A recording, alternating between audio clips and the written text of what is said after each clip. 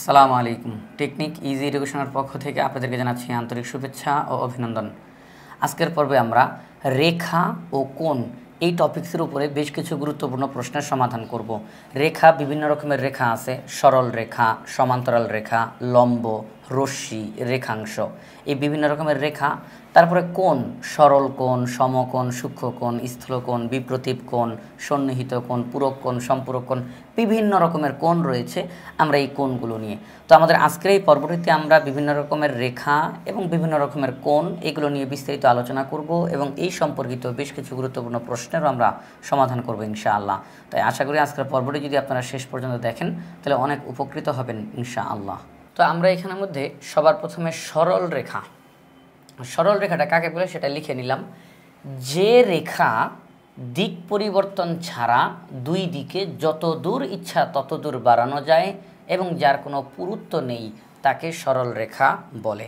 সরল রেখা কাকে বলে? সরল রেখা বলা হয় যে রেখা দিক পরিবর্তন ছাড়া, এটা হচ্ছে একটা কথা, দিক পরিবর্তন ছাড়া দুই দিকে যত দূর ইচ্ছা তত দূর বাড়ানো যায় এবং যার কোনো পুরুত্ব নেই তাকে সরল রেখা বলে। অর্থাৎ যেমন দেখেন, আমি যদি একটা সরল রেখা আঁকতে চাই, এই যে আমি একটা রেখা আঁকলাম, এই যে আমি রেখাটা আঁকলাম, আমি এখানের মধ্যে একটা তীর চিহ্ন দিব এবং এখানে একটা তীর চিহ্ন দিব এবং এটা দেওয়ার কারণ আছে, এই দুই দিকে তীর চিহ্ন দেওয়ার কারণ আছে। এই যে আমরা রেখাটা আঁকলাম এটাকে বলা হবে সরল রেখা। কেন? দিক পরিবর্তন ছাড়া। এই যে আমি যে রেখাটা আঁকলাম এটা কিন্তু যে কোনো এক দিকেই যাচ্ছে। জিনিসটা কিন্তু এরকম না যে সে এই দিকে যাচ্ছিল, হঠাৎ করে উপরে গিয়ে আবার নিচে নামলো, আবার যাচ্ছে, আবার নিচে গিয়ে আবার উপরে গেলো, এরকম না। এটা কিন্তু বলা হয় বক্ররেখা। অর্থাৎ সে তার দিক পরিবর্তন করতেছে, কখনো সোজা গিয়ে আবার উপরে যায়, আবার নিচে, সোজা গিয়ে আবার নিচে, আবার উপরে, এভাবে করে সে যাচ্ছে। তাহলে এটা সরল রেখা না। সরল রেখা হচ্ছে সে দিক পরিবর্তন করবে না, সে দিক পরিবর্তন করবে না, সে একদিকেই যেতে থাকবে, একদিকেই যেতে থাকবে। তাহলে দিক পরিবর্তন ছাড়া দুই দিকে যত দূর ইচ্ছা তত দূর বাড়ানো যায়। অর্থাৎ এখানে ইচ্ছা আমি কতটুকু বাড়াবো, এখানে কোনো ধরাবাধা নিষেধ নাই যে এতটুকুই বাড়াইতে হবে, এর বেশি বাড়ানো যাবে না বা এর চেয়ে কমানো যাবে না। এটা যত দূর ইচ্ছা তত দূর বাড়ানো যায়। আমরা তো এতটুকু করছি, চাইলে এটাকে আমরা আরও বড় করতে পারি, আরও বড় করতে পারবো, আরও বড় করতে পারবো। অর্থাৎ দুই দিকে, একদিকে না, দুই দিকে যত দূর ইচ্ছা তত দূর বাড়ানো যাবে। আর মূলত এই কারণেই আমরা এই দুইটা তীর চিহ্ন দিয়েছি, যে এই তীর চিহ্ন এবং এই তীর চিহ্ন। এই চিহ্নটা দিয়ে বোঝানো হচ্ছে যে এই রেখাটা এদিকে যেতেই থাকবে, যেতেই থাকবে, যেদিকেই এদিকে যেতেই থাকবে। এই তীর চিহ্নটা দিয়ে বোঝানো হচ্ছে যে এই রেখাটা এদিকে যেতেই থাকবে, যেতেই থাকবে। তাহলে এই দুইটা তীর চিহ্ন মানে আমরা এই রেখাটাকে দুই দিকে যত দূর ইচ্ছা তত দূর বাড়াইতে পারবো। তাহলে দুই দিকে যত দূর ইচ্ছা তত দূর বাড়ানো যায় এবং যার কোনো পুরুত্ব নেই। এটা কিন্তু গুরুত্ব না, পুরুত্ব নেই। অর্থাৎ এই যে মোটাটা বোঝাচ্ছে, এটা তো আমি জাস্ট একটা পেন্সিল দিয়ে আঁকবো। তাহলে এই যে আমি যখন পেন্সিল দিয়ে আঁকলাম এটা তো এমন মোটা হবে না যে আমি এটার হিসাব করতে পারবো। জাস্ট একদম পেন্সিল দিয়ে একটা দাগ দিব, তাহলে এটা বেশি একটা মোটা হবে না। তাহলে এর কোনো পুরুত্ব নেই। আমরা বলতে পারবো না যে একটা সরল রেখা আঁকতে গেলে এই দাগটাকে 2 সেন্টিমিটার মোটা করে দিতে হবে, 3 সেন্টিমিটার মোটা করে দিতে হবে, এমনটা না। পেন্সিল দিয়ে দাগ দিব, বাস, এটার কোনো পুরুত্ব নেই। তাহলে আমরা বলতে পারি সরল রেখা কাকে বলে? যে রেখা কোনো দিক পরিবর্তন করে না, দিক পরিবর্তন ছাড়া সে একদিকেই যায়, অর্থাৎ সোজা। অথবা আমি এইভাবে করে নিচের দিকে, যে দেখেন আমি যদি যে এভাবে করে আঁকি এটাকেও কিন্তু সরল রেখা বলা হবে, কারণ সে একদিকেই গেছে, সে কিন্তু তার দিক পরিবর্তন করে নাই, কখনো উপরে কখনো নিচে, কখনো উপরে কখনো নিচে, এমনটা না, সে একদিকেই গেছে। তাহলে দিক পরিবর্তন ছাড়া দুই দিকে যত দূর ইচ্ছা তত দূর বাড়ানো যায় এবং যার কোনো পুরুত্ব নেই। এই যে এটার মোটাটা, এটার কোনো পুরুত্ব নেই, পেন্সিল দিয়ে রাখলে যতটুকু হয় ততটুকুই, এর কোনো পুরুত্ব নেই, তাকে সরল রেখা বলে। সরল রেখাকে সবসময় যে এভাবেই হইতে হবে এমনটা না। এই যে এভাবে করে সরল রেখা হতে পারে, এভাবে করে সরল রেখা হতে পারে।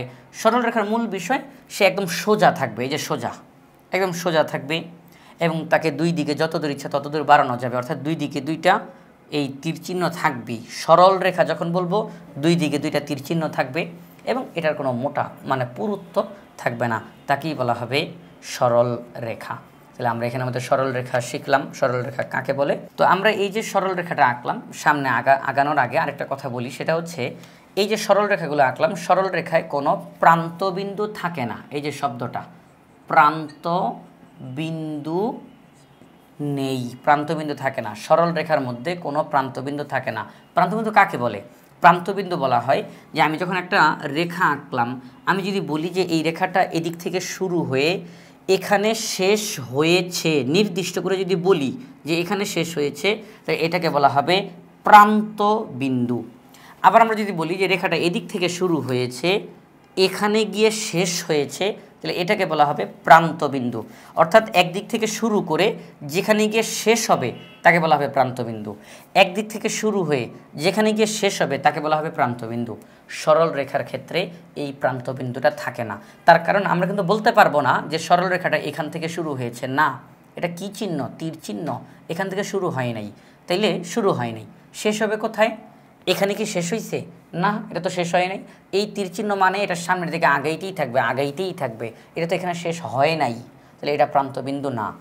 যদি এই দিক থেকে তাকাই তাহলে এখানে কি এটা শেষ?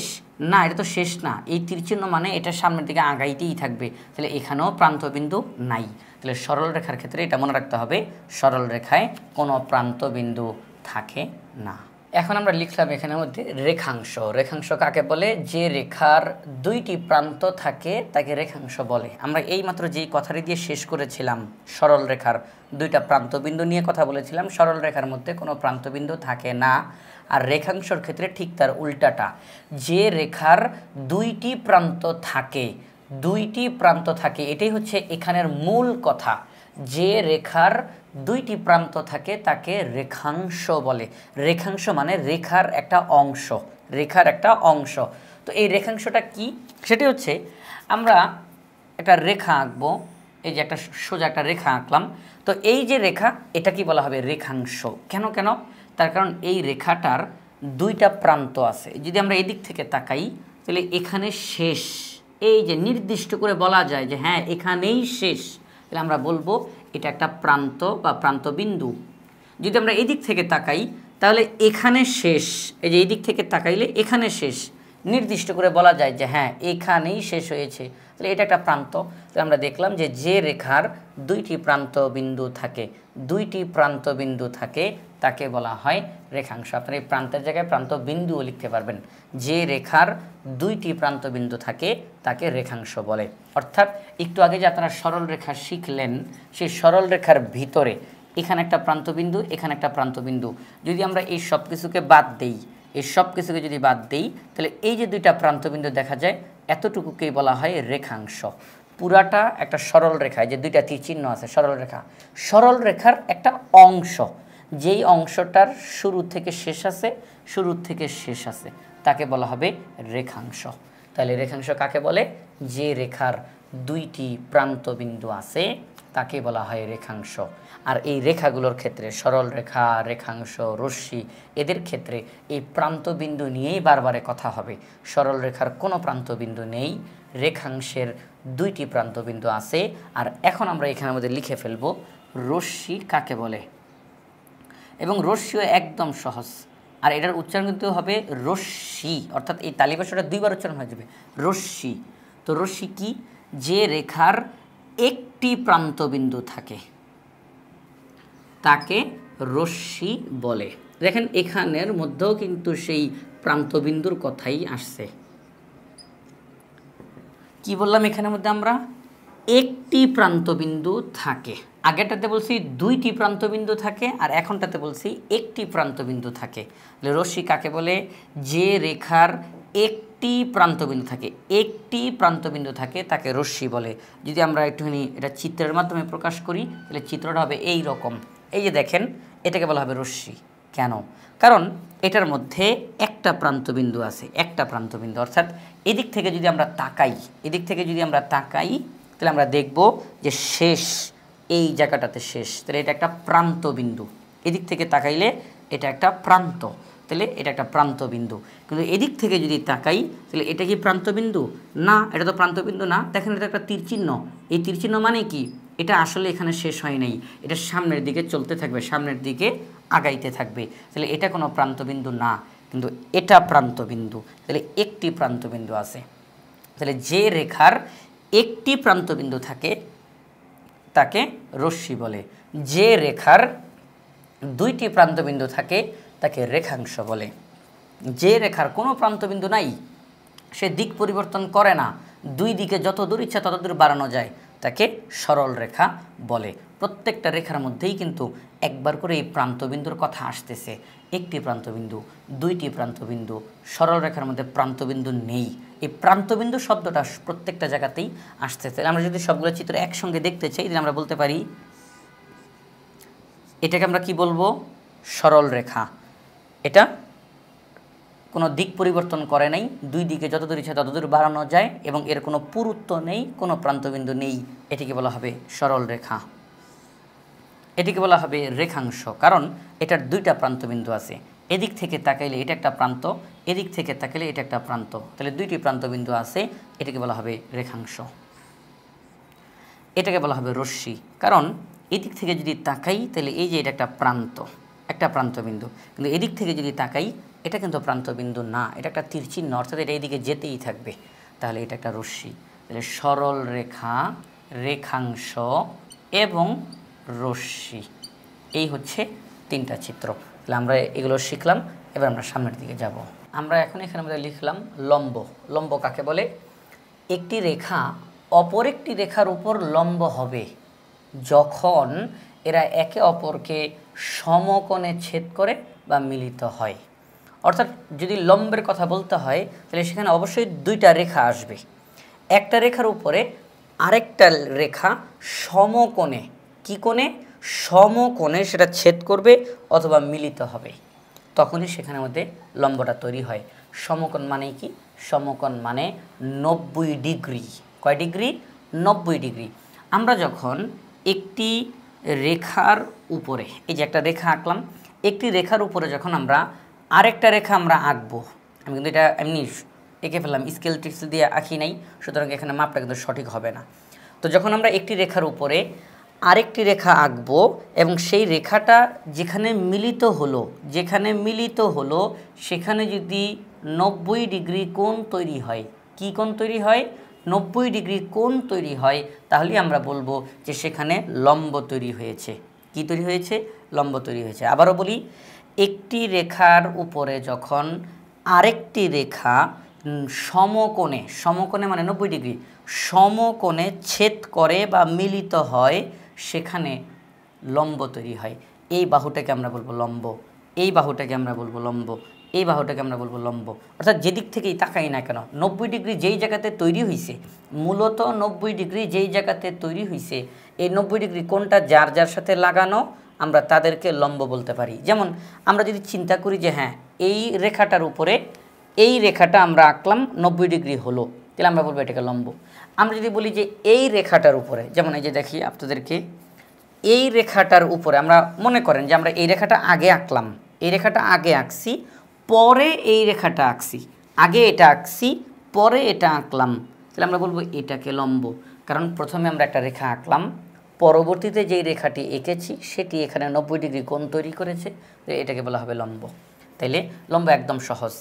একটি রেখার উপরে যখন আরেকটি রেখা সমকোণে ছেদ করে, এই যে ছেদ করে অথবা মিলিত হয়, কখনো ছেদ করবে অথবা কখনো একটা জায়গা থেকে মিলিত হবে, মিলিত অর্থাৎ সেটা ছেদ করবে না, ওই জায়গা থেকে থেমে যাবে, মিলিত হবে, তখন সেখানে বলা হবে এটি লম্ব। লম্ব। তাহলে একটি রেখার উপরে অপর একটি রেখা লম্ব হবে যখন এরা একে অপরকে সমকোণে ছেদ করে বা মিলিত হয়, তখন তাকে বলা হবে লম্ব। আমি একটা রেখা আঁকলাম, এই রেখার উপর আমি আরেকটা রেখা আঁকলাম এবং এটা এখানে এসে থেমে গেল এবং আমরা দেখলাম যে এখানে 90 ডিগ্রি তৈরি হয়েছে, মানে সমকোণ তৈরি হয়েছে, বলা হবে এটা লম্ব, বলা হবে এটা লম্ব। আমরা একটা রেখা আঁকলাম, আরেকটি রেখা এটার উপরে এঁকে একদম ছেদ করে গেছে, এটাকে নেমে গেছে, ছেদ করে গেছে, এখানে 90 ডিগ্রি তৈরি হয়েছে, আমরা বলবো এটা লম্ব, এটা লম্ব। অর্থাৎ 90 ডিগ্রি আঁকা হয়েছে যেই জায়গাটাতে, 90 ডিগ্রির সাথে লাগানো যেই রেখাগুলো, তাদের প্রত্যেকটাকেই আমরা লম্ব বলতে পারি। তাহলে লম্ব কাকে বলে? একটি রেখা অপর একটি রেখার উপর লম্ব হবে যখন এরা একে অপরকে সমকোণে ছেদ করে বা মিলিত হয়। যখন ছেদ করে অথবা মিলিত হয়, ছেদ করে অথবা মিলিত হয় তখন সেখানের মধ্যে লম্ব হয়। আমরা এখন এখানের মধ্যে লিখলাম সমান্তরাল রেখা। তো সমান্তরাল, এখানে রেখাটা লিখে নেওয়াটা উচিত ছিল, সমান্তরাল রেখা, এই কথাটা লিখে নিলে খুবই ভালো হয়। সমান্তরাল রেখা, তো সমান্তরাল রেখা জিনিসটা কি? দুইটি রেখা সমান্তরাল হয় যদি, এই যে দেখেন শব্দটা কী লেখা, এটা যদি, তার মানে এখন একটা শর্ত লাগবে এখানের মধ্যে, এই শর্তগুলো যদি মানে তাহলেই আমরা বলবো হ্যাঁ তারা সমান্তরাল। দুইটি রেখা সমান্তরাল হয় যদি তারা সব সময়ই একে অপর থেকে সমান দূরত্বে থাকে এবং কখনোই একে অপরের সাথে না মিলে। অর্থাৎ এখানে দুইটা শর্ত মানতে হবে। দুইটা রেখা যদি সমান্তরাল হইতে হয়, দুইটি রেখাকে যদি সমান্তরাল হইতে হয় তাহলে দুইটা শর্ত মানতে হবে। কয়টা শর্ত? দুইটা শর্ত। প্রথম শর্ত, দুইটি রেখাকে, একটি রেখা থেকে আরেকটি রেখা সব সময় সমান দূরত্বে থাকবে। দুইটি রেখার মাঝখানে সব সময় সমান দূরত্ব থাকতে হবে, এটা একটা শর্ত। আরেকটা শর্ত, এই দুইটা রেখা কখনোই তারা একে অপরের সাথে মিলতে পারবে না, কখনোই একে অপরের সাথে মিলতে পারবে না। তবে এখানে মজার বিষয়টা হচ্ছে প্রথম শর্তটা মানলে দ্বিতীয় শর্তটা অটোমেটিক মিলে যায়, দ্বিতীয় শর্তের জন্য আর অপেক্ষা করা লাগে না। কারণ আপনি যখন দুইটা রেখার মাঝখানে সব সময় দূরত্ব সমান রাখবেন তখন তারা কখনোই মিলবে না। তাহলে দুইটা রেখা কখন সমান্তরাল হবে? যখন ওই দুইটি রেখা সব সময় একে অপর থেকে, মানে দুইটা রেখা একে অপর থেকে সমান দূরত্বে অবস্থান করবে, কেউ কারোর সাথে মিলবে না। এটা চিত্রের মাধ্যমে বললে বুঝাইতে আরও সুবিধা হবে। যেমন আমরা একটি রেখা আঁকলাম, আমরা আরও একটি রেখা আঁকলাম, দুইটি রেখা আমরা এখানের মধ্যে আঁকলাম। আমি এটা স্কেল দিয়ে আঁকি নাই, সুতরাং দাগটা সোজা নাও হইতে পারে। তো এই যে দুইটা রেখা আমরা আঁকলাম, যদি একটু লক্ষ্য করেন এই দুইটি রেখার মাঝখানের এই যে দূরত্বটা, এই যে দূরত্বটা, মাঝখানের যে দূরত্বটা, এটাই আমরা বলতেছি যে দুইটা রেখা, এই দুইটা রেখাকে আমরা সমান্তরাল বলবো। কখন বলবো? যখন আমরা দেখব এই একটি রেখা এবং এই একটি রেখা, এই দুইটি রেখার মাঝখানে, এই দুইটি রেখার মাঝখানে যখন দূরত্বটা সমান থাকবে, দূরত্বটা সমান থাকবে, অর্থাৎ কখনো বেশি কখনো কম, কখনো বেশি কখনো কম, এমনটা হবে না, সব সময় দূরত্ব সমান থাকবে। এখানে যতটুকু দূরত্ব, মানে যতটুকু ফাঁকা, এখানেও ততটুকু ফাঁকা থাকবে, এখানেও ততটুকু ফাঁকা, অর্থাৎ দুইটা রেখার শুরু থেকে শেষ পর্যন্ত পুরা জায়গাটাতে ফাঁকা সমান থাকবে, সমান দূরত্বে থাকবে। দুইটি রেখা সমান দূরত্বে থাকবে, তখন আমরা তাদেরকে বলবো সমান্তরাল রেখা। সমান্তরাল, এটা যদি আমরা ভাঙ্গি, সমান্তরাল শব্দটাকে যদি ভাঙ্গি, সমান অন্তরাল, সমান পার্থক্য, সমান দূরত্ব, অর্থাৎ দুইটি রেখার মাঝখানে যখন শুরু থেকে শেষ পর্যন্ত মাঝখানে যখন সমান দূরত্ব থাকে, সমান পার্থক্য থাকে, তখনই আমরা তাদেরকে বলি সমান্তরাল। যেমন আমি এখানের মধ্যে একটা রেখা আঁকলাম, আরেকটা রেখা যদি আমি এভাবে করে আঁকি, তাহলে একটু খেয়াল করেন, যদি এইভাবে করে আঁকি, এই দুইটা রেখা সমান্তরাল না। কেন? এই দুইটি রেখার মাঝখানে এখানে দূরত্ব বেশি, দূরত্ব আস্তে আস্তে কমতেছে, দূরত্ব আস্তে আস্তে আরও কমতেছে, তাহলে এদের মাঝখানে দূরত্ব সমান না, কম বেশি, এরা সমান্তরাল হবে না। কেন জানেন? কারণ এই যে দূরত্ব সমান না, এই দুইটা রেখা আস্তে আস্তে আস্তে আস্তে যেতে যেতে যেতে যেতে এক পর্যায়ে অবশ্যই তারা একে অপরকে ছেদ করে ফেলবে, একে অপরকে ছেদ করে ফেলবে বা একটা আরেকটার সাথে মিলে যাবে, কোনো না কোনো একটা জায়গা থেকে মিলবে।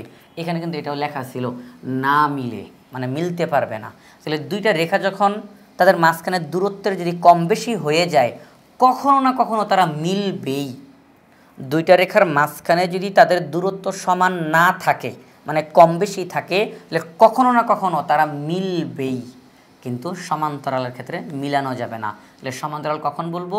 যখন দুইটি রেখার মাঝখানে সমান দূরত্ব থাকে এবং তারা একে অপরের সাথে না মিলে, তখন তাদেরকে বলা হবে সমান্তরাল। এই ক্ষেত্রে আমরা একটা আদর্শ উদাহরণ হিসাবে আমাদের রেল লাইনকে চিন্তা করতে পারি। রেল লাইনের মধ্যে যে দুই দিকে দুইটা পাত থাকে, এদের মাঝখানে কিন্তু সমান দূরত্ব থাকে, কখনো দূরত্ব কম কখনো দূরত্ব বেশি, এমনটা কিন্তু না। রেল লাইনের এই যে দুই সাইড, দুইটা লাইন, এই দুই লাইনের মাঝখানে কিন্তু সব সময় দূরত্ব সমান থাকে।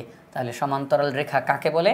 সমান্তরাল রেখা বলা হয় দুইটি রেখা সমান্তরাল হয় যদি তারা সব সময়ই একে অপর থেকে সমান দূরত্বে থাকে এবং কখনোই একে অপরের সাথে না মিলে, তখন আমরা তাদেরকে সমান্তরাল রেখা বলতে পারবো।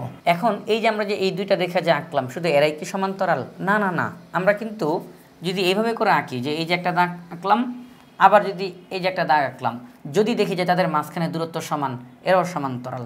আমরা যদি এইভাবে একটা দাগ আঁকলাম, এভাবে করে একটা দাগ আঁকলাম, যদি তাদের মাঝখানে দূরত্ব সমান হয়, সমান্তরাল। অর্থাৎ সমান্তরাল হইতে হলে এভাবেই সোজাসুজি করা লাগবে এমনটাও না, এভাবে তো আছে, মাঝখানে তো দূরত্ব সমান, এভাবে আছে, মাঝখানে তো দূরত্ব সমান, বাস সমান্তরাল হবে। সমান্তরাল হওয়ার জন্য শর্ত একটাই, যে এই যে দুইটা রেখা তাদের মাঝখানে সব সময় যেন দূরত্ব সমান থাকে। আমরা এতক্ষণ পর্যন্ত আলোচনা করেছিলাম বিভিন্ন রকমের রেখা নিয়ে, সরল রেখা, রশ্মি, রেখাংশ, সমান্তরাল রেখা, লম্ব, এগুলো নিয়ে আলোচনা করেছি।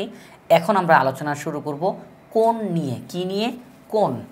আমরা এখন আলোচনা করব কোণ নিয়ে। কোণ কি? কোণ হচ্ছে দুইটি রেখা যে বিন্দুতে মিলিত হয়, দুইটি রেখা যে বিন্দুতে মিলিত হয় সেই বিন্দুতে যা উৎপন্ন হয়, সেই বিন্দুতে যা উৎপন্ন হয় তাকেই বলা হয় কোণ। একদম সহজ। কিভাবে দেখেন, আমি একটা রেখা আঁকলাম, যেমন এটা একটা আঁকলাম, একটা রশ্মি। এরপরে আমি এই যে বিন্দুটা আমি করলাম কি, আরেকটা রশ্মি আমি এখানের মধ্যে আঁকলাম, এই যে এইভাবে করে আঁকলাম এই বিন্দুতে। তো এই যে দেখেন, এই বিন্দুতে যা উৎপন্ন হয় তাকেই বলা হবে কোণ। দুইটি রশ্মি যে বিন্দুতে মিলিত হয়, দুইটি রেখাংশ যে বিন্দুতে মিলিত হয়, সেই বিন্দুতে যা উৎপন্ন হয় তাকেই বলা হয় কোণ।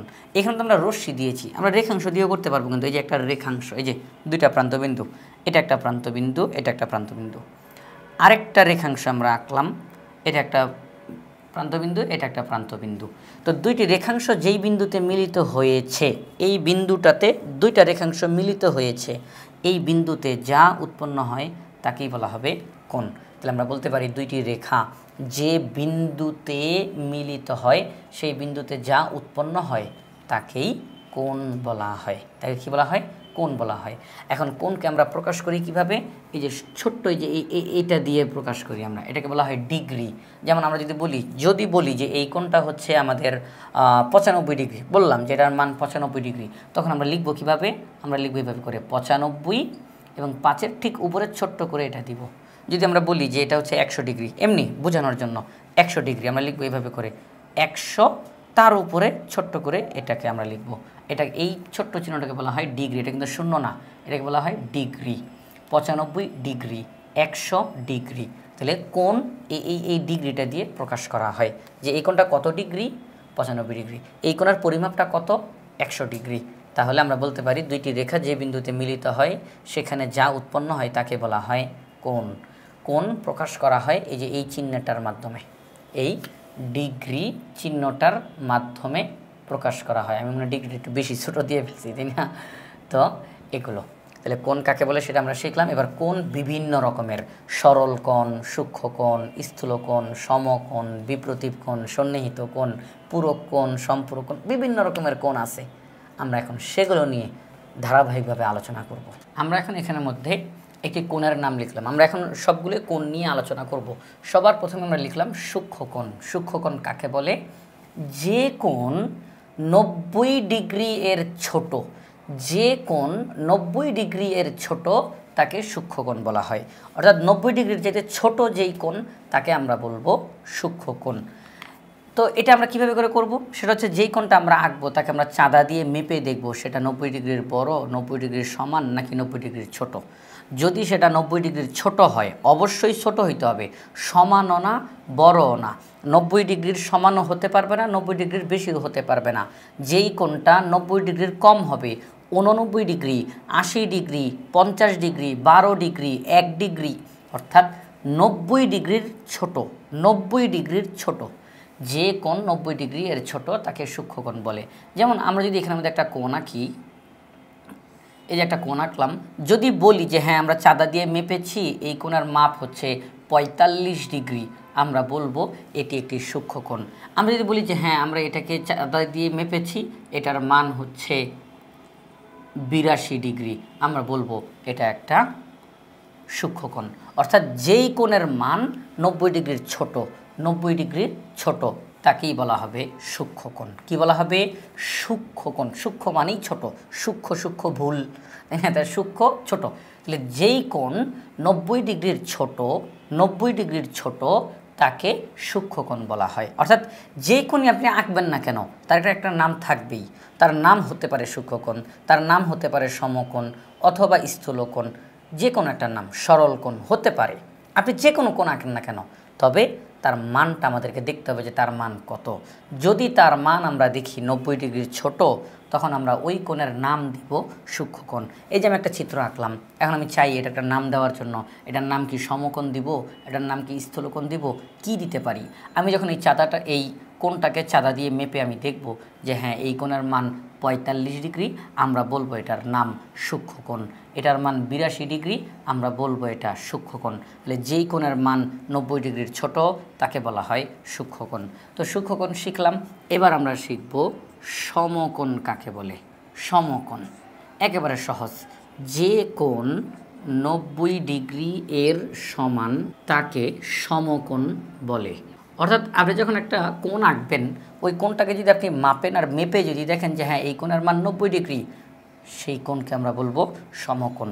90 ডিগ্রির কমও না, 90 ডিগ্রির বেশিও না, একদম 90 ডিগ্রি, একদম এক্স্যাক্ট 90 এর কমও না, 90 এর বেশিও না, তখন তাকে আমরা কি বলবো, সমকোণ। যেমন আমি কিন্তু এখানে মেপে মেপে আঁকতেছি না, শুধু বোঝানোর জন্য আঁকতেছি। যেমন আমরা যদি একটা চিত্র আঁকি, আমরা যদি বলি যে হ্যাঁ এই জায়গাটার মধ্যে একটা 90 ডিগ্রি তৈরি হয়েছে এই জায়গাটার মধ্যে, তখন আমরা বলবো এই কোণ হচ্ছে সমকোণ। তাহলে যে কোণ 90 ডিগ্রির সমান, যে কোণ 90 ডিগ্রির সমান, 90 ডিগ্রির কমও না, 90 ডিগ্রির বেশিও না। এখন যদি বলা হয় যে 89 ডিগ্রি, এটা তো একেবারে 90-এর কাছাকাছি, তাহলে কি সমকোণ বলা যাবে না? সমকোণ হইতে হলে অবশ্যই তাকে 90 ডিগ্রি হওয়া লাগবে। 90-এর চেয়ে একটুও কম হইতে পারবে না, একটু বেশিও হইতে পারবে না। তাহলে যে কোণ 90 ডিগ্রির সমান তাকে বলা হবে সমকোণ। আমরা এখন এখানের মধ্যে আলোচনা করব স্থূলকোণ নিয়ে। স্থূলকোণ, স্থূলকোণ কাকে বলে? যে কোণ 90 ডিগ্রির বড় কিন্তু 180 ডিগ্রির ছোট তাকে বলা হয় স্থূলকোণ। তাহলে আমরা এখানে লেখাটা লিখে নিলাম, স্থূলকোণ কাকে বলে?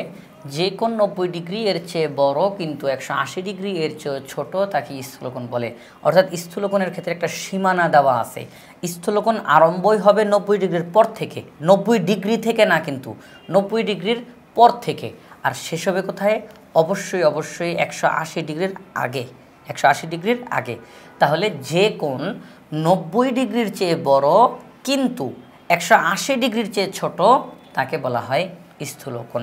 যেমন আমরা যদি একটা চিত্র আঁকি, যে এরকম একটা চিত্র, এই যে, তো আমরা যদি যে এখানের মধ্যে যদি বলি যে এই কোণটা হচ্ছে 165 ডিগ্রি, তাহলে এটাকে বলা হবে স্থূলকোণ। কী কোণ? স্থূলকোণ। কারণ যে কোণের মান 90 ডিগ্রির বড় হবে কিন্তু 180 ডিগ্রির ছোট হবে তাকে বলা হবে স্থূলকোণ। অর্থাৎ এটা কিন্তু দুই দিক থেকেই এটার সীমানা দেওয়া আছে। এটা শুরু হবে কোথা থেকে, শেষ হবে কোথায় গিয়ে? শুরু হবে 90 ডিগ্রির পর থেকে আর শেষ হবে 180 ডিগ্রির আগে। তাহলে যে কোণ 90 ডিগ্রির চেয়ে বড় কিন্তু 180 ডিগ্রির চেয়ে ছোট তাকে স্থূলকোণ বলা হয়। তাকে কী কোণ বলা হয়? স্থূলকোণ বলা হয়। এরপরে আমরা লিখব সরল কোণ। সরল কোণ কাকে বলে? যে কোণ 180 ডিগ্রির সমান তাকে সরল কোণ বলে। এখানের মধ্যে আমরা সরল কোণ কাকে বলে সেটা লিখে নিলাম। যে কোণ 180 ডিগ্রি এর সমান তাকে সরল কোণ বলে। এখানে 180 ডিগ্রির আগেও যায় নাই, পরেও যায় নাই, একদম 180-তে। যে কোণ 180 ডিগ্রি এর সমান তাকে সরল কোণ বলে। একটু আগে সমকোণ শিখেছিলাম, যে কোণ 90 ডিগ্রির সমান তাকে সমকোণ বলে। আর এখন শিখতেছি যে কোণ 180 ডিগ্রির সমান তাকে সরল কোণ বলে। 90 ডিগ্রির সমান হলে সমকোণ, 180 ডিগ্রির সমান হলে সরল কোণ। তাহলে সরল কোণের চিত্রটা কীরকম হবে? এই যে সরল কোণের চিত্রটা হবে এরকম, যে ঠিক এই জায়গাটার মধ্যে আমরা বলতে পারি যে 180 ডিগ্রি কোণ উৎপন্ন হয়েছে। কত ডিগ্রি কোণ? 180 ডিগ্রি কোণ। অর্থাৎ একটা সরল রেখার মতো আমরা আঁকবো, ওই একটা বিন্দুতে যেই কোণটা তৈরি হবে তাকেই বলা হবে সরল কোণ। সরল রেখা, সরল রেখার যে কোনো বিন্দুতে যেই কোণ উৎপন্ন হয় তাকেই বলা হয় সরল কোণ।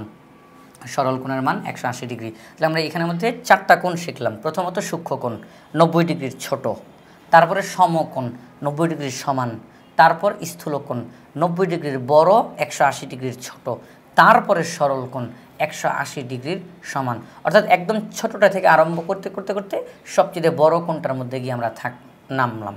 অর্থাৎ সবার প্রথমে সূক্ষ্মকোণ 90 ডিগ্রি চাইতে ছোট কোণ, 1 ডিগ্রি 2 ডিগ্রি 5 ডিগ্রি 20 ডিগ্রি সূক্ষ্মকোণ, তারপরে 90 ডিগ্রির সমান সমকোণ, তারপরে 90 ডিগ্রি চাইতে বড় 180 ডিগ্রি চাইতে ছোট স্থূলকোণ, তারপরে 180 ডিগ্রির সমান তাকে বলা হবে সরল কোণ। এখনও আরও কয়েকটা কোণ বাকি আছে, আমরা এখন সেগুলো শিখব। যেমন সন্নিহিত কোণ কাকে বলে, পূরক কোণ, সম্পূরক কোণ, বিপ্রতীপ কোণ, এই সকল কোণগুলো আমরা এখন শিখব। আমরা এখন এখানের মধ্যে আরেকটি কোণ লিখলাম, সেটি কি? সন্নিহিত কোণ। সন্নিহিত কোণ কাকে বলে? যদি কোনো তলে দুইটি কোণের একই শীর্ষবিন্দু হয় এবং কোণদ্বয় সাধারণ বাহুর বিপরীত পাশে অবস্থান করে, তবে ওই কোণদ্বয়কে সন্নিহিত কোণ বলে। কোণদ্বয়, দ্বয় মানে কিন্তু এখানে দুইটা, কোণদ্বয় দুইটা কোণ, ওই যে প্রথমে যেই দুইটা কোণের কথা বলা হচ্ছে তাদেরটাই বারবার বলা হচ্ছে। সন্নিহিত কোণ কাকে বলা হবে? যখন দুইটা কোণের একই শীর্ষবিন্দু এবং ওই দুইটা কোণ সাধারণ বাহুর বিপরীত পাশে অবস্থান করে, তবে ওই কোণদ্বয়কে সন্নিহিত কোণ বলে। অর্থাৎ এখানে দুইটা বিষয়।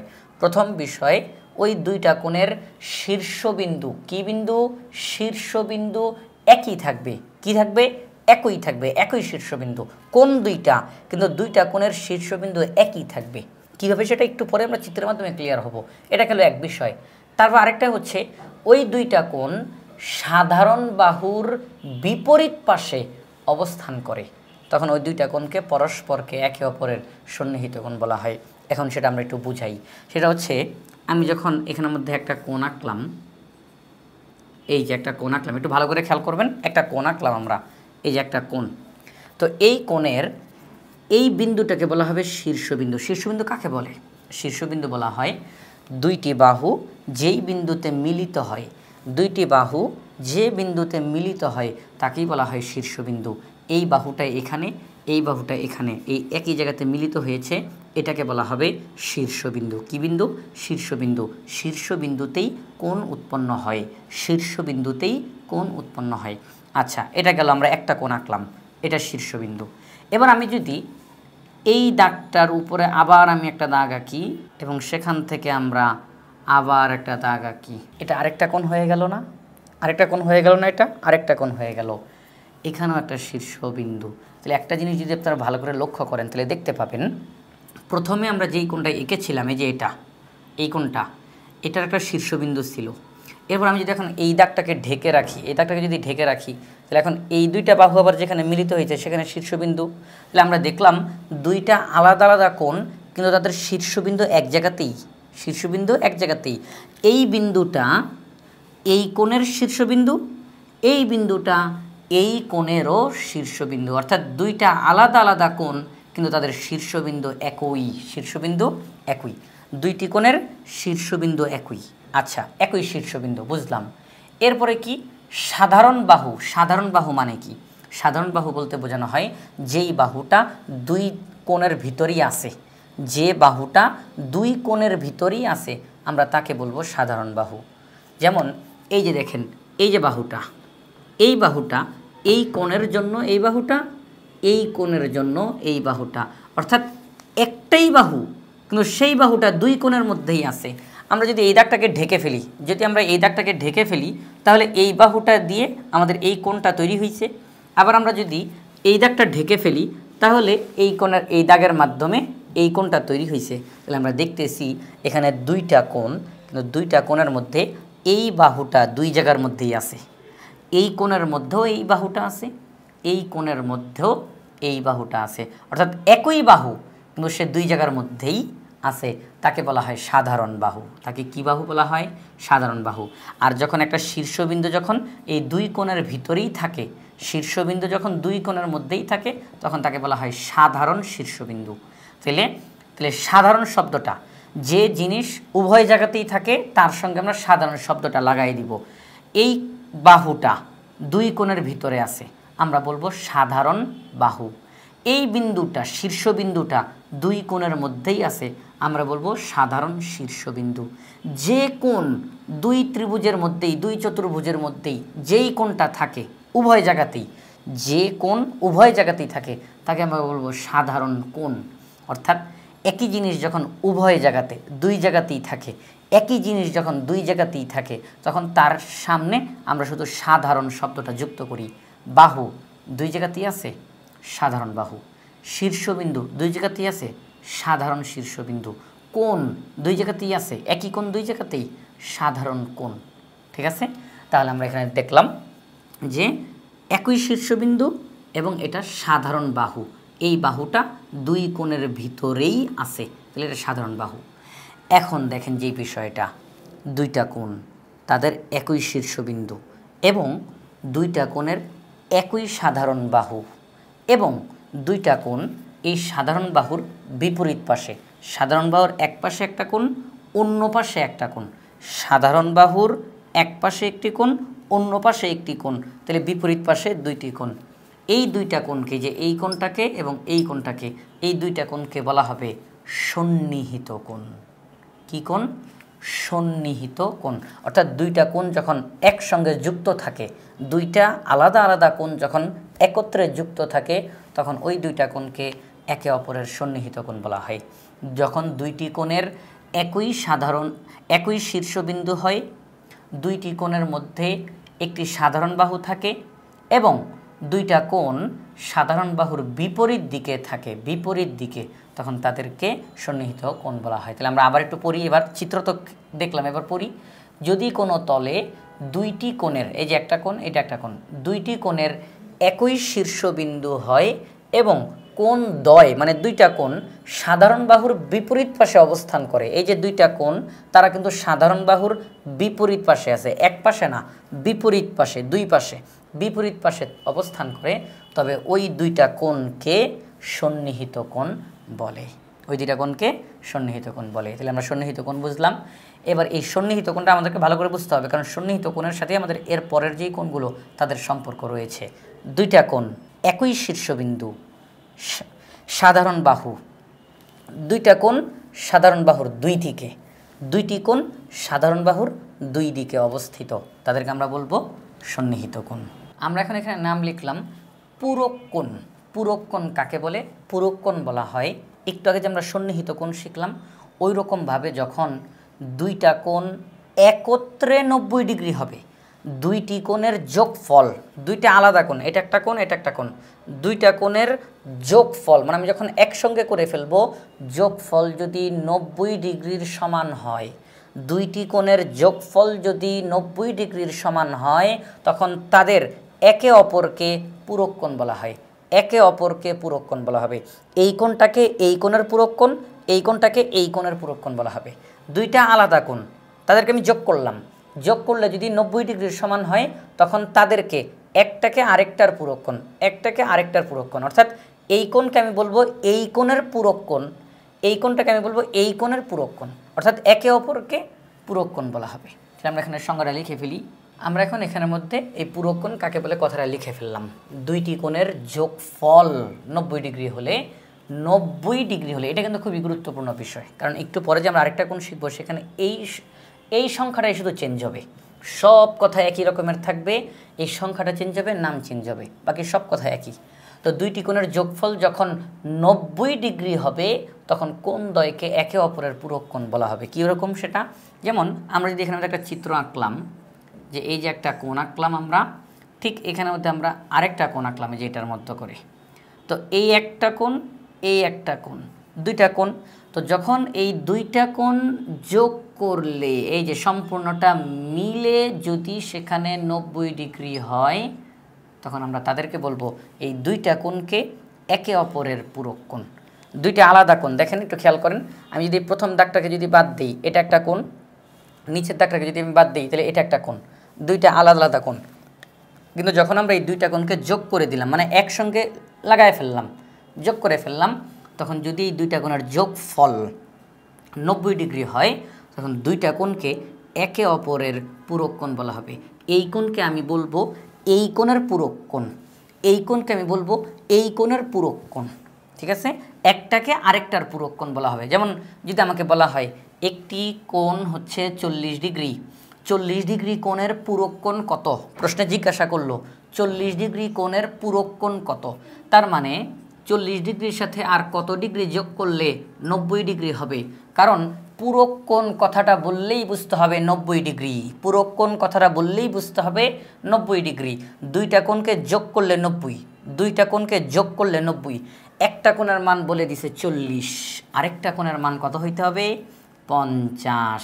তাহলে 40 ডিগ্রি কোণ 50 ডিগ্রি কোণ যোগ করলে 90 ডিগ্রি, দুইটা কোণকে আমরা বলবো একে অপরের পূরক কোণ।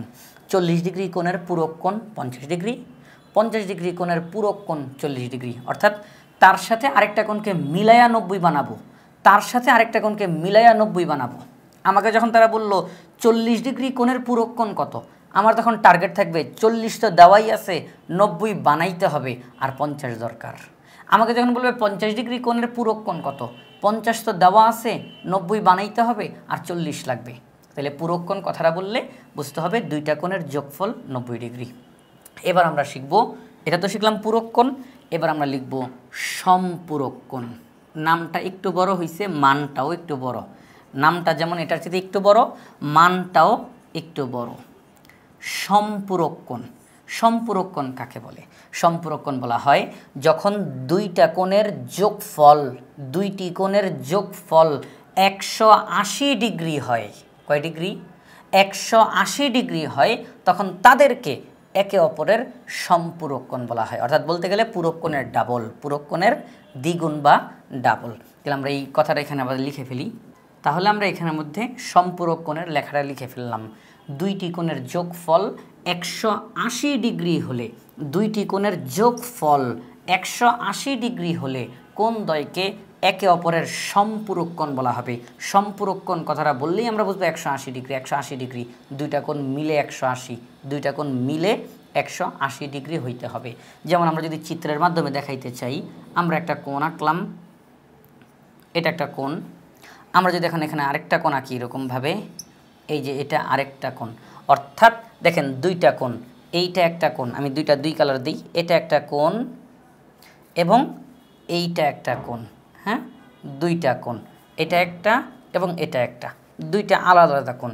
তো আমি যদি এই দুইটা কোণকে একত্র করে ফেলি, একসঙ্গে করে ফেলি, একসঙ্গে, তাহলে সম্পূর্ণটা যদি দেখা যায় যে সম্পূর্ণটা 180 ডিগ্রি হয়ে গেছে, 180 ডিগ্রি হয়ে গেছে, 180 ডিগ্রির কম না কিন্তু বেশিও না, 180 ডিগ্রি, তখন আমরা ওই দুইটা কোণকে একে অপরের সম্পূরক কোণ বলবো। এই কোণের সম্পূরক কোণ এটা, এই কোণের সম্পূরক কোণ এটা। অর্থাৎ আমাকে যদি বলা হয় যে একটি কোণ 30 ডিগ্রি, 30 ডিগ্রি কোণের সম্পূরক কোণ কত, প্রশ্নে এটাই জিজ্ঞাসা করবে 30 ডিগ্রি কোণের সম্পূরক কোণ কত, তখন আমাকে চিন্তা করতে হবে 30 ডিগ্রি কোণ সম্পূরকের কথা বলছে, তার মানে 180 ডিগ্রি হওয়া লাগবে। কত ডিগ্রি হওয়া লাগবে? 180 ডিগ্রি হওয়া লাগবে। তাহলে 30 ডিগ্রি তো দিয়েই দিল, আর কত হইলে 180 হবে? আরও 150 ডিগ্রির দরকার। তাহলে 30 ডিগ্রি কোণের সম্পূরক কোণ 150 ডিগ্রি, 150 ডিগ্রি কোণের সম্পূরক কোণ 30 ডিগ্রি। তাহলে যখন দুইটি কোণের যোগফল 180 ডিগ্রি হয়, তখন কোণ দ্বয়কে একে অপরের সম্পূরক কোণ বলা হয়। আরেকটা কথা একটু বলি, 180 ডিগ্রি এটা মানে কি? সরল কোণ। কি কোণ? সরল কোণ। 90 ডিগ্রি মানে কি? সমকোণ। তো আমরা যদি কথাটা এইভাবে করে বলি, দুইটি কোণের যোগফল 90 ডিগ্রি, এখন 90 ডিগ্রি না বলে যদি আমরা বলি দুইটি কোণের যোগফল এক সমকোণ, তাহলে এই কথাটা ভুল বলে ফেললাম? না, কথাটা ঠিকই আছে, কারণ 90 ডিগ্রি মানে তো এক সমকোণ। তাই দুইটি কোণের যোগফল এক সমকোণ হলে কোণ দ্বয়কে একে অপরের পূরক কোণ বলে। দুইটি কোণের যোগফল এক সরল কোণ হলে কোণ দ্বয়কে একে অপরের সম্পূরক কোণ বলে। এই জন্য আমাদেরকে প্রশ্নে খেয়াল রাখতে হবে প্রশ্নে কোনটা বলছে। প্রশ্নে যদি বলে সরল কোণ, তাহলে বুঝে ফেলতে হবে 180 ডিগ্রির কথা বুঝাইতেছে। তারা বলল 30 ডিগ্রি কোণের সম্পূরক কোণ কত, তো এই যে সম্পূরক কোণ মানে এই 180 ডিগ্রি, তাহলে 30 ডিগ্রির সাথে কত যোগ করলে 180 হবে, এভাবে করে আমাদেরকে খেয়াল রাখতে হবে। তাহলে পূরক কোণ তার দ্বিগুণ সম্পূরক কোণ। আশা করি আমরা পূরক কোণ এবং সম্পূরক কোণ বুঝতে পারলাম। এবার আমরা আমাদের পরবর্তী কোণ সেটা শিখব। আমরা এখন এখানের মধ্যে লিখলাম বিপ্রতীপ কোণ। বিপ্রতীপ কোণ কাকে বলে? সেটি হচ্ছে দুইটি রেখা পরস্পর ছেদ করার ফলে একে অপরের বিপরীতে যে কোণসমূহ উৎপন্ন হয় তারাই বিপ্রতীপ কোণ। একেবারে সহজ, দুইটা রেখা একটা রেখা আরেকটি রেখা, দুইটি রেখা যখন পরস্পরকে ছেদ করবে, এই যে একটা রেখা, এই রেখাটাকে যখন আরেকটা রেখা ছেদ করবে, তখন এই যে ছেদ বিন্দুতে একে অপরের বিপরীতে যেই কোণগুলো উৎপন্ন হয় তাদেরকে বলা হয় বিপ্রতীপ কোণ। একটি রেখা তাকে অন্য আরেকটা রেখা ছেদ করলো, দুইটি রেখা পরস্পর ছেদ করার ফলে একটি রেখা আরেকটি রেখা তাকে ছেদ করলো, ছেদ করার ফলে একে অপরের বিপরীতে, দেখেন এখানে যেই কোণটা উৎপন্ন হয়েছে ঠিক তার বিপরীত দিকে, এখানে যেই কোণটা উৎপন্ন হয়েছে ঠিক তার বিপরীত দিকে যেই কোণটা উৎপন্ন হয়েছে তাদেরকে বলা হবে বিপ্রতীপ কোণ। এই কোণের বিপ্রতীপ কোণ এটা, এই কোণের বিপ্রতীপ কোণ এটা। যদি আমরা নাম দেই কোণ ক, কোণ খ, আমরা বলতে পারি কোণ ক এর বিপ্রতীপ কোণ কোণ খ, কোণ খ এর বিপ্রতীপ কোণ কোণ ক, একে অপরের বিপ্রতীপ কোণ। তারপরে আমরা আবার বলতে পারি এখানে যেই কোণটা উৎপন্ন হয়েছে ঠিক তার বিপরীতে এখানে যেই কোণটা উৎপন্ন হয়েছে তারা বিপ্রতীপ কোণ। তারা কি কোণ? বিপ্রতীপ কোণ। কোণ গ, কোণ ঘ, আমরা বলতে পারি কোণ গ এবং কোণ ঘ তারা পরস্পর বিপ্রতীপ কোণ। এবং এখানে আরেকটা জিনিস জেনে রাখা দরকার, বিপ্রতীপ কোণ সমান হয়। বিপ্রতীপ কোণ কী হয়? সমান হয়। আমরা বলতে পারি কোণ ক সমান কোণ খ, অর্থাৎ কোণ ক যত হবে কোণ খ তত হবে। কোণ গ সমান কোণ ঘ, কোণ গ যত হবে কোণ ঘ তত হবে। আমাদেরকে যদি বলে কোণ ক এর মান 50 ডিগ্রি, কোণ খ এর মান কত? 50 ডিগ্রি। আমাদেরকে যদি বলে কোণ ঘ 30 ডিগ্রি, কোণ গ কত? 30 ডিগ্রি, কারণ বিপ্রতীপ কোণ সমান হয়। তাহলে বিপ্রতীপ কোণ কীভাবে তৈরি হয়? দুইটি রেখা পরস্পরকে ছেদ করার ফলে একে অপরের বিপরীতে যে কোণগুলো উৎপন্ন হয় তাদেরকে একে অপরের বিপ্রতীপ কোণ বলা হয়। বিপ্রতীপ কোণ পরস্পর সমান হয়। এবং এখানে একটা সতর্ক বিষয়, সেটা হচ্ছে এই যে কোণটা, এটার বিপরীত কোণ কিন্তু এটা না, এটার বিপরীত কোণ ঠিক তার উল্টা দিকে যেটা আছে সেটা। এই কোণ, এটার বিপ্রতীপ কোণ কিন্তু এটা না, এটার বিপরীত কোণ ঠিক তার উল্টা দিকে যেটা আছে সেটা। তাহলে আশা করি আমরা বিপরীত কোণ বুঝতে পারলাম। দুইটি রেখা পরস্পর ছেদ করার ফলে ছেদ বিন্দুতে একে অপরের বিপরীতে যে কোণগুলো উৎপন্ন হয় তাদেরকে একে অপরের বিপ্রতীপ কোণ বলা হয়। বিপ্রতীপ কোণ পরস্পর সমান হয়, বিপ্রতীপ কোণ পরস্পর সমান হয়। তাহলে এটি হচ্ছে আমাদের বিপ্রতীপ কোণের সংজ্ঞা। তো আমরা এতক্ষণ যাবৎ বিভিন্ন কোণ নিয়ে আলোচনা করলাম, স্থূল কোণ, সরল কোণ, সমকোণ, বিপ্রতীপ কোণ, সন্নিহিত কোণ, তারপরে সরল রেখা, রেখাংশ, এই যে বিভিন্ন বিষয়গুলো নিয়ে আলোচনা করলাম, বেসিক আলোচনাটা। এখন এই সম্পর্কিত বেশ কিছু গুরুত্বপূর্ণ প্রশ্নের আমরা সমাধান করা শুরু করব। যেমন সবার প্রথমে আমাদের সামনে যে প্রশ্নটি দেওয়া রয়েছে, 1 নম্বর প্রশ্ন, নিচের কোণগুলোর নামকরণ করো। এই যে এখানে 4টা কোণ দেখা যাইতেছে, 1 2 3 4, এই 4টা কোণের এখন নাম দিতে হবে। এখানে কোনো নাম দেয় নাই তারা। এই কোণের কি নাম হবে, এই কোণের কি নাম হবে, এই নামগুলো এখন আমাদেরকে দিতে হবে। নিচের কোণগুলোর নামকরণ করো। তো আমরা এখানে মধ্যে কী করতে পারি? সবার প্রথমে আমরা লিখব সমাধান। অঙ্কটা একেবারে সহজ। তো এই যে কোণগুলোর নাম দিতে হবে, এটা কি সমকোণ, সূক্ষ্মকোণ, স্থূলকোণ নাকি সরল কোণ, কি কোণ, এটার নামটা আমরা কীভাবে করে দিতে পারি? এই যে আমি আমার কাছে সব যেগুলো লাগবে সবগুলো নিয়ে নিলাম। এই যে স্কেল, চাঁদা, তারপরে পেন্সিল, কম্পাস, রাবার, মার্কার, এগুলো সব কিছু নিয়ে রাখলাম। আমরা এখন সবার প্রথমে আমাদের যে প্রশ্নটা দেওয়া আছে ক, এই যে এই কোণের নাম হচ্ছে কোণ ক। তো এই কোণ ক এর নাম কি, কোণ ক এর নাম কি হবে সেটা আমরা এখন বের করব। আগে জানতে হবে এটার মান কত, কারণ আমরা যদি মান না জানি তাহলে নাম বের করব কিভাবে? কারণ সমকোণ কাকে বলে? যে কোণের মান 90 ডিগ্রি তাকে সমকোণ বলে। তাহলে আমরা এখানের মধ্যে যেই কোণটাকে 90 ডিগ্রির সমান পাবো তাকেই সমকোণ বলতে পারবো। সূক্ষ্মকোণ কাকে বলে? যে কোণের মান 90 ডিগ্রির কম তাকে বলা হয় সূক্ষ্মকোণ। তাহলে এখানের মধ্যে কোণগুলোর মান মেপে দেখব, যেটার মান 90 ডিগ্রির কম হবে তাকে সূক্ষ্মকোণ বলবো।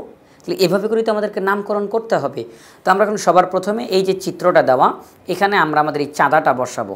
চাঁদার মাধ্যমে আমাদেরকে মানগুলো বের করতে হবে, কারণ এখানে কোনো মান দেওয়া নাই। তাহলে আমরা সবার প্রথমে কী করব? সবার প্রথমে যেই বিষয়টা খেয়াল করেন, চাঁদার মধ্যে এই যে ঠিক মাঝখানের যে এখানে যেটা থাকে, এই যে মাঝখানে এটাকে বলা হয় কেন্দ্রবিন্দু। কি বলা হয়?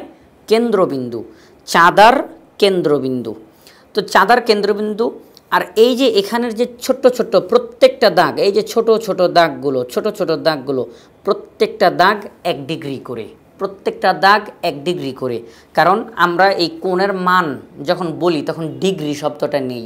কোণের মান যদি 45 হয় বলি 45 ডিগ্রি, মান যদি 55 হয় বলি 55 ডিগ্রি। তাহলে এই প্রত্যেকটা দাগ হচ্ছে 1 ডিগ্রি করে। এটা হচ্ছে 0 ডিগ্রি, পরেরটা 1 ডিগ্রি, পরেরটা 2 ডিগ্রি, 3 ডিগ্রি, 4 ডিগ্রি, 5 ডিগ্রি, এভাবে করে এটা আগাইতে থাকবে। আস্তে আস্তে আস্তে আস্তে একদম এক পর্যায়ে এদিকে চলে এসে তার মান হয়ে যাবে 180 ডিগ্রি। কত হয়ে যাবে? 180 ডিগ্রি। এই যে 0, 1, 2, 3, 4, 5 এভাবে করে করতে করতে এখানে 180। এবার একটা জিনিস যেটা আমাদের স্টুডেন্টদের মধ্যে প্রায় মাঝে মধ্যে এই সমস্যাটা হয়, সেটা কি? সেটা হচ্ছে একটা জিনিস খেয়াল করবেন, চাঁদার মধ্যে কিন্তু এখানেও 0 দেওয়া, এখানেও 0 দেওয়া। তাহলে আমরা আসলে কোন দিকটা ধরব? সেটা হচ্ছে আপনি চাঁদাটা রাখার পরে যেই 0টা আপনি হিসাব করবেন, যদি আপনি এই 0টা ধরেন তাহলে এই 0 ধরলে আস্তে আস্তে 1, 2, 3, 4 এভাবে করে গুনতে গুনতে উপরের দিকে উঠবেন। এই যে দেখেন 10, 20, 30, 40 এভাবে করে করতে করতে 180 পর্যন্ত আসবে। আর আপনি যদি 0টা এখানে ধরেন, এই যে এই দিক থেকে বাম দিক থেকে যদি ধরেন, তাহলে 0 থেকে 1, 2, 3, 4 এভাবে করে 10, 20, 30, 40 এভাবে করে এই যে এখানে 180। এই জন্য এটা দেওয়া হয়েছে যে আপনি কোন দিক থেকে ধরবেন, আপনার অঙ্কতে কোন দিক দিয়ে এই মানটা ধরা লাগবে। তো এটা আমরা এখন অঙ্কটা করতে গিয়ে আমরা আরও এটা দেখব বিস্তারিত। তো সবার প্রথমে কী করি আমরা, যেটা বলতেছিলাম চাঁদার কেন্দ্রবিন্দু। চাঁদার কেন্দ্রবিন্দুটা এই যে কোণের এই যে 2টা বাহু, এই 2টা বাহুর শীর্ষবিন্দুতে আমরা আমাদের এই চাঁদার কেন্দ্রবিন্দুটা রাখবো। শীর্ষবিন্দু কাকে বলে? আমরা আমাদের প্রথমেই কিন্তু এই কথাটা বলেছি। শীর্ষবিন্দু কাকে বলে? 2টা বাহু ঠিক যেই বিন্দুতে মিলিত হয়, 2টা বাহু যেই বিন্দুতে মিলিত হয় তাকেই বলা হয় শীর্ষবিন্দু। তাহলে এই যে 2টা বাহু যে বিন্দুতে মিলিত হয়েছে তাকে বলা হবে শীর্ষবিন্দু। তো আমরা এখন আমাদের চাঁদাটার কেন্দ্রবিন্দুকে এই 2টা বাহুর যে এই যে শীর্ষবিন্দু সেখানের মধ্যে বসাবো। আমরা বসাই, এই যে কেন্দ্রবিন্দুটা বসাবো। আচ্ছা, বসালাম। এবার এই যে দেখেন এইদিকে আমাদের এটার দাগটা আছে, চাঁদার যে নিচের যেই দাগটা, এই যে শূন্যের যেই দাগটা, এই দাগটা আমাদের এই দাগের সাথে আমরা মিশাইয়া ফেলবো। তাহলে আমরা রাখি, এই যে এখানে কেন্দ্রবিন্দুটা বসাইলাম, কিন্তু এইদিকে কিন্তু এখনও মিলে নাই। তো আমরা এটাকে এখন মিলাবো, 0 বরাবর মিলাবো। ওকে, 0 বরাবর মিলেছে। তাহলে আমরা কেন্দ্রবিন্দুটা আমাদের এখানে শীর্ষবিন্দুতে বসালাম এবং এখানে 0 বরাবর দাগটাকে সোজা করলাম, 0 বরাবর দাগটাকে সোজা করলাম। এবার আমাকে একটু বলেন যে আমরা 0টা কোন দিক থেকে ধরলাম? 0টা কি আমরা এদিক থেকে ধরছি নাকি আমরা এদিক থেকে ধরছি? এদিক থেকে, বাম দিক থেকে। তাহলে আমরা বাম দিক থেকেই আস্তে আস্তে উপরের দিকে উঠতে থাকবো, বাম দিক থেকে। মান চাঁদা নড়াচড়া করব না। এই যে 0 এভাবে করে আমরা আস্তে আস্তে উপরের দিকে উঠবো। 0, 1, 2, 3, 4 এভাবে করে করতে করতে 50, 60, 70, 80 এভাবে করে করতে করতে এই যে দেখেন আমাদের যে কালো দাগটা, এই দাগটা কোনটার সাথে দেখা যাচ্ছে? 130 ডিগ্রির দাগের সাথে দেখা যাচ্ছে, 130 ডিগ্রির দাগের সাথে দেখা যাচ্ছে। এই যে দাগটা, এই দাগটা কিন্তু আস্তে আস্তে বড় হলে এই যে 130 ডিগ্রি বরাবর যাবে। এটা কোথায় যাবে? 130 ডিগ্রি বরাবর যাবে। এখন এখানে আমাদের মান কিন্তু খাতায় লিখতে হবে না, আমরা শুধু এটা দেখবো যে এটার মান কত হয়। আমরা দেখলাম এটার মান 130 ডিগ্রি। কেউ আবার এটাকে 50 ডিগ্রি বললেন না, কেন? কারণ আমরা কিন্তু 0টা এদিক থেকে শুরু করি নাই। যদি এদিক থেকে শুরু করতাম তাহলে আস্তে আস্তে আস্তে আস্তে এটা 50 ডিগ্রি হইতো। না না না, আমরা তো শুরু করছি এই দিক থেকে, এই যে বাম দিক থেকে আমাদের দাগটা যেদিকে আছে। তাহলে এই দিক থেকে 0, 10, 20, 30 এভাবে করে গুনতে গুনতে এই দাগটা যাবে 130 ডিগ্রি বরাবর। আমি একটা অঙ্কতে অনেক কথা বলতেছি, কারণ একটা অঙ্ক যদি আমরা ভালো করে বুঝে যাই বাকি অঙ্কগুলো আমার বলাও লাগবে না, এগুলো আপনারা হয়ে যাবে ইনশাআল্লাহ। তো এখানের মধ্যে এই দাগটা কত বরাবর? 130 ডিগ্রি বরাবর। তাহলে দেখেন এই কোণের মান যদি 130 ডিগ্রি হয়, এই কোণের পরিমাপ যদি 130 ডিগ্রি হয়, 130 ডিগ্রি কোণকে আমরা কি কোণ বলি? আমরা জানি 90 ডিগ্রির বড় এবং 180 ডিগ্রির ছোট কোণকে স্থূলকোণ বলে। কি কোণ বলে? স্থূলকোণ বলে। অর্থাৎ যেই কোণের মান 90 ডিগ্রির চেয়ে বেশি হবে কিন্তু 180 ডিগ্রির চেয়ে ছোট হবে, তাকে কি বলা হবে? স্থূলকোণ। তাহলে এটার মান হচ্ছে 130 ডিগ্রি। তাহলে 130 ডিগ্রি হচ্ছে 90 ডিগ্রির বেশি, 180 ডিগ্রির কম। তাহলে এটার নাম কি হবে? স্থূলকোণ। আমরা সরাসরি লিখব যে কোণ ক হলো স্থূলকোণ। সরাসরি আমরা এইভাবে করে লিখে দিব, আমাদের আর কিছু করতে হবে না। তারা শুধু বলছে নিচের কোণগুলোর নামকরণ করো, যে এটার কি নাম হবে, নামটা দাও। তো এই যে এই কোণটা, এই কোণের নাম কি দিয়েছে তারা? ক। তো আমরা বলবো কোণ ক হলো স্থূলকোণ। কোণ ক কি? স্থূলকোণ। হয়ে গেছে আমাদের এটার সমাধান। এরপরে যে ক্ষতে, এটার মান কত হবে? আমরা আবার আমাদের সেই চাঁদাটা নিব। চাঁদার কেন্দ্রবিন্দুটা এই যে শীর্ষবিন্দুতে বসাবো এবং এই দাগটাকে আমরা 0 ডিগ্রির সাথে মিশাবো। তাহলে আমরা এই যে কেন্দ্রবিন্দুটা এখানে বসালাম, কিন্তু 0 বরাবর এখনও মিলে নাই, তাকে মিলাবো। এই যে মিলে গেছে আমাদের 0 ডিগ্রি বরাবর। 0 ডিগ্রি বরাবর দাগটা মিলছে এবং কেন্দ্রবিন্দুতে বসাইছি। এবার আমরা এই যে দাগটা উপরের দিকে যেটা উঠছে এটা দেখি কত বরাবর গেছে। আচ্ছা 0, 10, 20, 30, 40, 50, 60, 70, 80, 90 বরাবর এই দাগটা দেখা যাইতেছে। দেখেন একদম বরাবর 90, একেবারে বরাবর 90 বরাবর এই দাগটা দেখা যাইতেছে। তাহলে 90 ডিগ্রি যদি হয়, এই কোণের মান যদি 90 ডিগ্রি হয়, তাহলে তাকে কি কোণ বলা হবে? তাকে বলা হবে সমকোণ। কি কোণ বলা হবে? সমকোণ। তাহলে আমরা এখানে লিখতে পারি, এখানে কি নাম দেওয়া আছে? খ। তাহলে লিখব কোণ, এটা হচ্ছে কোণের চিহ্ন, কোণ খ হলো সমকোণ। হয়ে গেছে আমাদের এটার সমাধান। এরপর আমরা যাব গতে। তো গতে গিয়ে দেখেন, গতে এই কোণের দাগটা কিন্তু নিচের দিকে দেওয়া। তাহলে আমরা আমাদের চাঁদাটাকে এইভাবে করে ধরবো, এভাবে করে ধরবো না, কারণ গোল দাগটা নিচের দিকে দেওয়া, অর্থাৎ কোণটা নিচের দিকে দিছে তারা। তাহলে আমরা চাঁদাটাকে এভাবে করে ধরি। এই যে ফোঁটাটা দেওয়া, এটাই হচ্ছে আমাদের সেই শীর্ষবিন্দু, কারণ দুইটা বাহু একটা জায়গাতে মিলিত হয়েছে। এটা কিন্তু একটা বাহু না, দুইটা বাহু একটা জায়গাতে মিলিত হয়েছে। তাহলে ওইটা হচ্ছে শীর্ষবিন্দু। তাহলে আমরা আমাদের কেন্দ্রবিন্দুটা শীর্ষবিন্দুতে মিশাই। এবার 0 ডিগ্রি বরাবর দাগটাকে মিলাই। ওকে, দুই দিক দিয়ে মিলে গেল। এবার আমরা যদি মানটা মাপি, তাহলে আমাদের এখানে কত দেখা যায় দেখেন। যদি আমরা 0 বলি, এটাকে 0, 10, 20 এভাবে করে গুনতে গুনতে এই দাগটা কোথায় গিয়ে ঠেকছে দেখেন? 180 ডিগ্রি বরাবর। একটা দাগ শুরু হয়েছে 0-তে, একটা দাগ শুরু হয়েছে 0 ডিগ্রিতে এবং আরেকটা দাগ আছে 180 ডিগ্রিতে। তাহলে আমরা বলতে পারি এটা 180 ডিগ্রি। এটা কয় ডিগ্রি বলেন? এটা 180 ডিগ্রি। আচ্ছা 180 ডিগ্রি কোণকে কী কোণ বলা হয়? 180 ডিগ্রি কোণকে 180 ডিগ্রি কোণকে বলা হয় সরল কোণ। কী কোণ? সরল কোণ। কারণ যে কোণের মান 180 ডিগ্রি সমান তাকে বলা হয় সরল কোণ। তাহলে আমরা এটার এখানে কি দেওয়া আছে? গ। লিখব কোণ গ হলো সরল কোণ। তাহলে আমরা তো 3টা করে ফেললাম। এবার এই যে ঘ নাম্বারটা, তো ঘ নাম্বারটা কীভাবে করে করব? ঘ নাম্বারটা ঠিক হুবহু একই রকমভাবে, কোনো চেঞ্জ নাই, একই পদ্ধতিতে এই যে শীর্ষবিন্দু, কেন্দ্রবিন্দুটা শীর্ষবিন্দুতে বসাবো আর এই যে নিচের যেই দাগটা এটাকে 0 ডিগ্রি বরাবর মিশাবো। তাহলে আমরা এবার একটু বসাই, এটা এখানের মধ্যে বসাই। ওকে, কেন্দ্রবিন্দুটা বসাইলাম। এবার 0 ডিগ্রি বরাবর দাগটাকে মিশাই, এখনও মিশে নাই, এই যে মিশে গেল, এই যে এখন মিশে গেছে। তো শীর্ষবিন্দু বরাবর 0 ডিগ্রি বরাবর বসাইলাম। এবার আমরা মানটা একটু দেখি, এটার মান কত হয়, এটার মান কত হয়। তো দেখেন এই যে 0 ডিগ্রি বরাবর আমরা বসাইলাম। এবার দেখব আরেকটা দাগ যেটা আছে সেটা কোথায় গিয়ে অবস্থান করতেছে।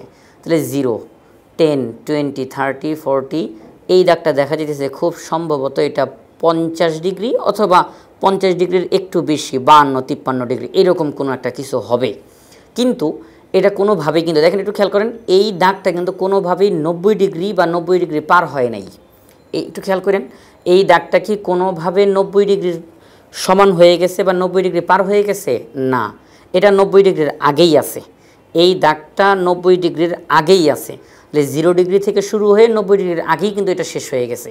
আমাদের কিন্তু তারা মান লিখতে বলে না যে এটা কত ডিগ্রি, এটা লেখো, এটা লিখতে বলে নাই, শুধু নাম জানতে চায়। আর নাম জানার জন্য আমরা নিজেরা মাপতেছি, পরিমাপ করতেছি কত ডিগ্রি হয়। তো এটা খুব সম্ভবত 53 বা 54 ডিগ্রি এরকম কোনো একটা কিছু হবে। তো তাহলে আমরা বলতে পারি যে যদি হয় 53 হোক, 54 হোক, 55 হোক, যেটাই হোক সেটা 90 ডিগ্রির ছোট, 90 ডিগ্রি ছোট। আচ্ছা আমরা এটা আপনাদেরকে একদম কনফার্ম করে দিই এটা কত ডিগ্রি হইতে পারে। আমরা একটা কাজ করতে পারি যে এই যে দাগটা আছে আমাদের এখানের মধ্যে, এই দাগটাকে আমরা একটু বড় করে দিতে পারি, এটা কিন্তু দেওয়া যায়, এটা কিন্তু কোনো বাধা নাই, এটা দেওয়া যাবে। তো আমরা এটা বরাবর সোজা করে দেখি। আচ্ছা, তাহলে দেখেন এই যে আমি দাগটা দিলাম, এই দাগ বরাবর আমরা আমাদের পেন্সিল দিয়ে দাগটা দিলাম। এবার আমরা মাপটা নিয়ে দেখি কত হয়। কেন্দ্রবিন্দুটা বসাই এখানে এবং 0 ডিগ্রি বরাবর সোজা করি। তাহলে এবার মানটা কত হয় দেখি, এটার মান কত হয়। তাহলে এটা 0 ডিগ্রি থেকে আরম্ভ হয়েছে, 0 ডিগ্রি থেকে আরম্ভ হয়ে এটা আস্তে আস্তে এই যে 10, 20, 30, 40, 50 এবং সর্বশেষে দাগটা আমরা দেখতেছি 54। কারণ এই যে 50, 51, 52, 53, 54-এ গিয়ে কিন্তু এই যে পেন্সিলের দাগটা পুরোপুরি ওখানে বসছে। তাহলে এটা 54 ডিগ্রি। তো 54 মানে 54 ডিগ্রি। তো 54 ডিগ্রি যদি হয় তাহলে 54 ডিগ্রি হচ্ছে 90 ডিগ্রির কম, 90 ডিগ্রির ছোট। তাহলে এই কোণের নাম কি হবে? এই কোণের নাম কি হবে? 54 ডিগ্রি, 90 ডিগ্রির কম। তাহলে এই কোণের নাম কি হবে সেটা আমরা এখন আর বললাম না, এটা আপনারা ইনশাল্লাহ বলবেন, লিখবেন, কমেন্টে জানাবেন ইনশাআল্লাহ। তো আমাদের 1 নম্বর প্রশ্নের সমাধান হয়ে গেল। নিচের কোণগুলোর নামকরণ করো। তো এই যে 4টা কোণের নামকরণ কীভাবে করে করতে হবে আমরা সেটা শিখলাম। এবার আমরা আমাদের পরবর্তী প্রশ্নের সমাধান করব। আমরা এখন আমাদের এখানে 2 নম্বর প্রশ্নের সমাধান করব। আমাদের এই প্রশ্নতে বলা হয়েছে একটি চাঁদা দিয়ে নিচের কোণগুলো পরিমাপ করো, মানে কোণগুলো মাপো, এটা কয় ডিগ্রি, এটা কত ডিগ্রি, এটা তোমরা আমাদেরকে জানাও। যে নিচের কোণগুলো পরিমাপ করো, এগুলোকে মেপে দেখো যে এগুলোর কত ডিগ্রি করে হয়। তো এটা কীভাবে করে করতে হবে? চাঁদা দিয়ে করতে হবে। তো আমরা এই যে চাঁদাটা নিলাম, চাঁদা নিয়ে আমরা এটা এখন পরিমাপ করব। তো এখন এই পরিমাপ করতে গিয়ে কিছু লেখা আমরা লিখব, যেগুলো আমাদের মূল বইয়ে, 4র্থ শ্রেণীর যে মূল বই সেখানে এই লেখাগুলো লেখা রয়েছে। তো আমরা এখন ওইটাই অনুসরণ করে আমরা এই অঙ্কটা করব। এটা দুইভাবে করা যাবে। একটা হচ্ছে ওই লেখাগুলো না লিখে সরাসরি এটার মান কত হয় সেটা লিখে দেওয়া যাবে। আরেকটা হচ্ছে যে না, একটু কথাগুলো লিখতে হবে যে কীভাবে করে আমরা করলাম, এটা লেখা যায়। অর্থাৎ দুইভাবেই করা যায়। তো আমাদের বইয়ে যেভাবে করে করা আছে আমরা সেটা অনুসরণ করার চেষ্টা করব। তো আমরা এখন সবার প্রথমে আগে এটার একটা নাম দিই। এখানে শুধু দেওয়া আছে ক, তাই না? আমরা এই জায়গাটার মধ্যে লিখি ক, এখানে লিখি খ, এখানে লিখলাম গ, আমরা নামগুলো দিলাম ক, খ, গ। এবার আমরা এটা চাঁদার মাধ্যমে এটা কত ডিগ্রি, এই যে দাগটা, এটা কত ডিগ্রি এটা আমরা এখন পরিমাপ করে বের করে ফেলবো এই কোণটা। সমাধান। আমাদের এখানে অঙ্ক আছে 2টা, আমরা একটা অঙ্কের সমাধান করব, একদম পুরোপুরি ভালোভাবে সমাধান করার চেষ্টা করব এবং আরেকটা অঙ্ক ইনশাআল্লাহ আপনারা সমাধান করে ফেলবেন। তো সবার প্রথমে আমরা কি করব? আমরা আমাদের এটা ধাপে ধাপে অঙ্কটা করব আমরা, যে এটার পরিমাপ কিভাবে করে করলাম। ধাপ, সবার প্রথম ধাপে আমরা যেই কাজটা করব, আমরা আমাদের চাঁদাটা নিব। একটু আগেও 1 নম্বর আপনারা দেখেছেন, চাঁদার কেন্দ্রবিন্দু এবং এখানের শীর্ষবিন্দু আমরা বসাবো। চাঁদার কেন্দ্রবিন্দুটিকে এখানের শীর্ষবিন্দুতে বসাই। অর্থাৎ শীর্ষবিন্দু মানে কি? ক, ক বিন্দুতে বসাই। এই বিন্দুটার নাম ক, এই বিন্দুটার নাম খ, এই বিন্দুটার নাম গ।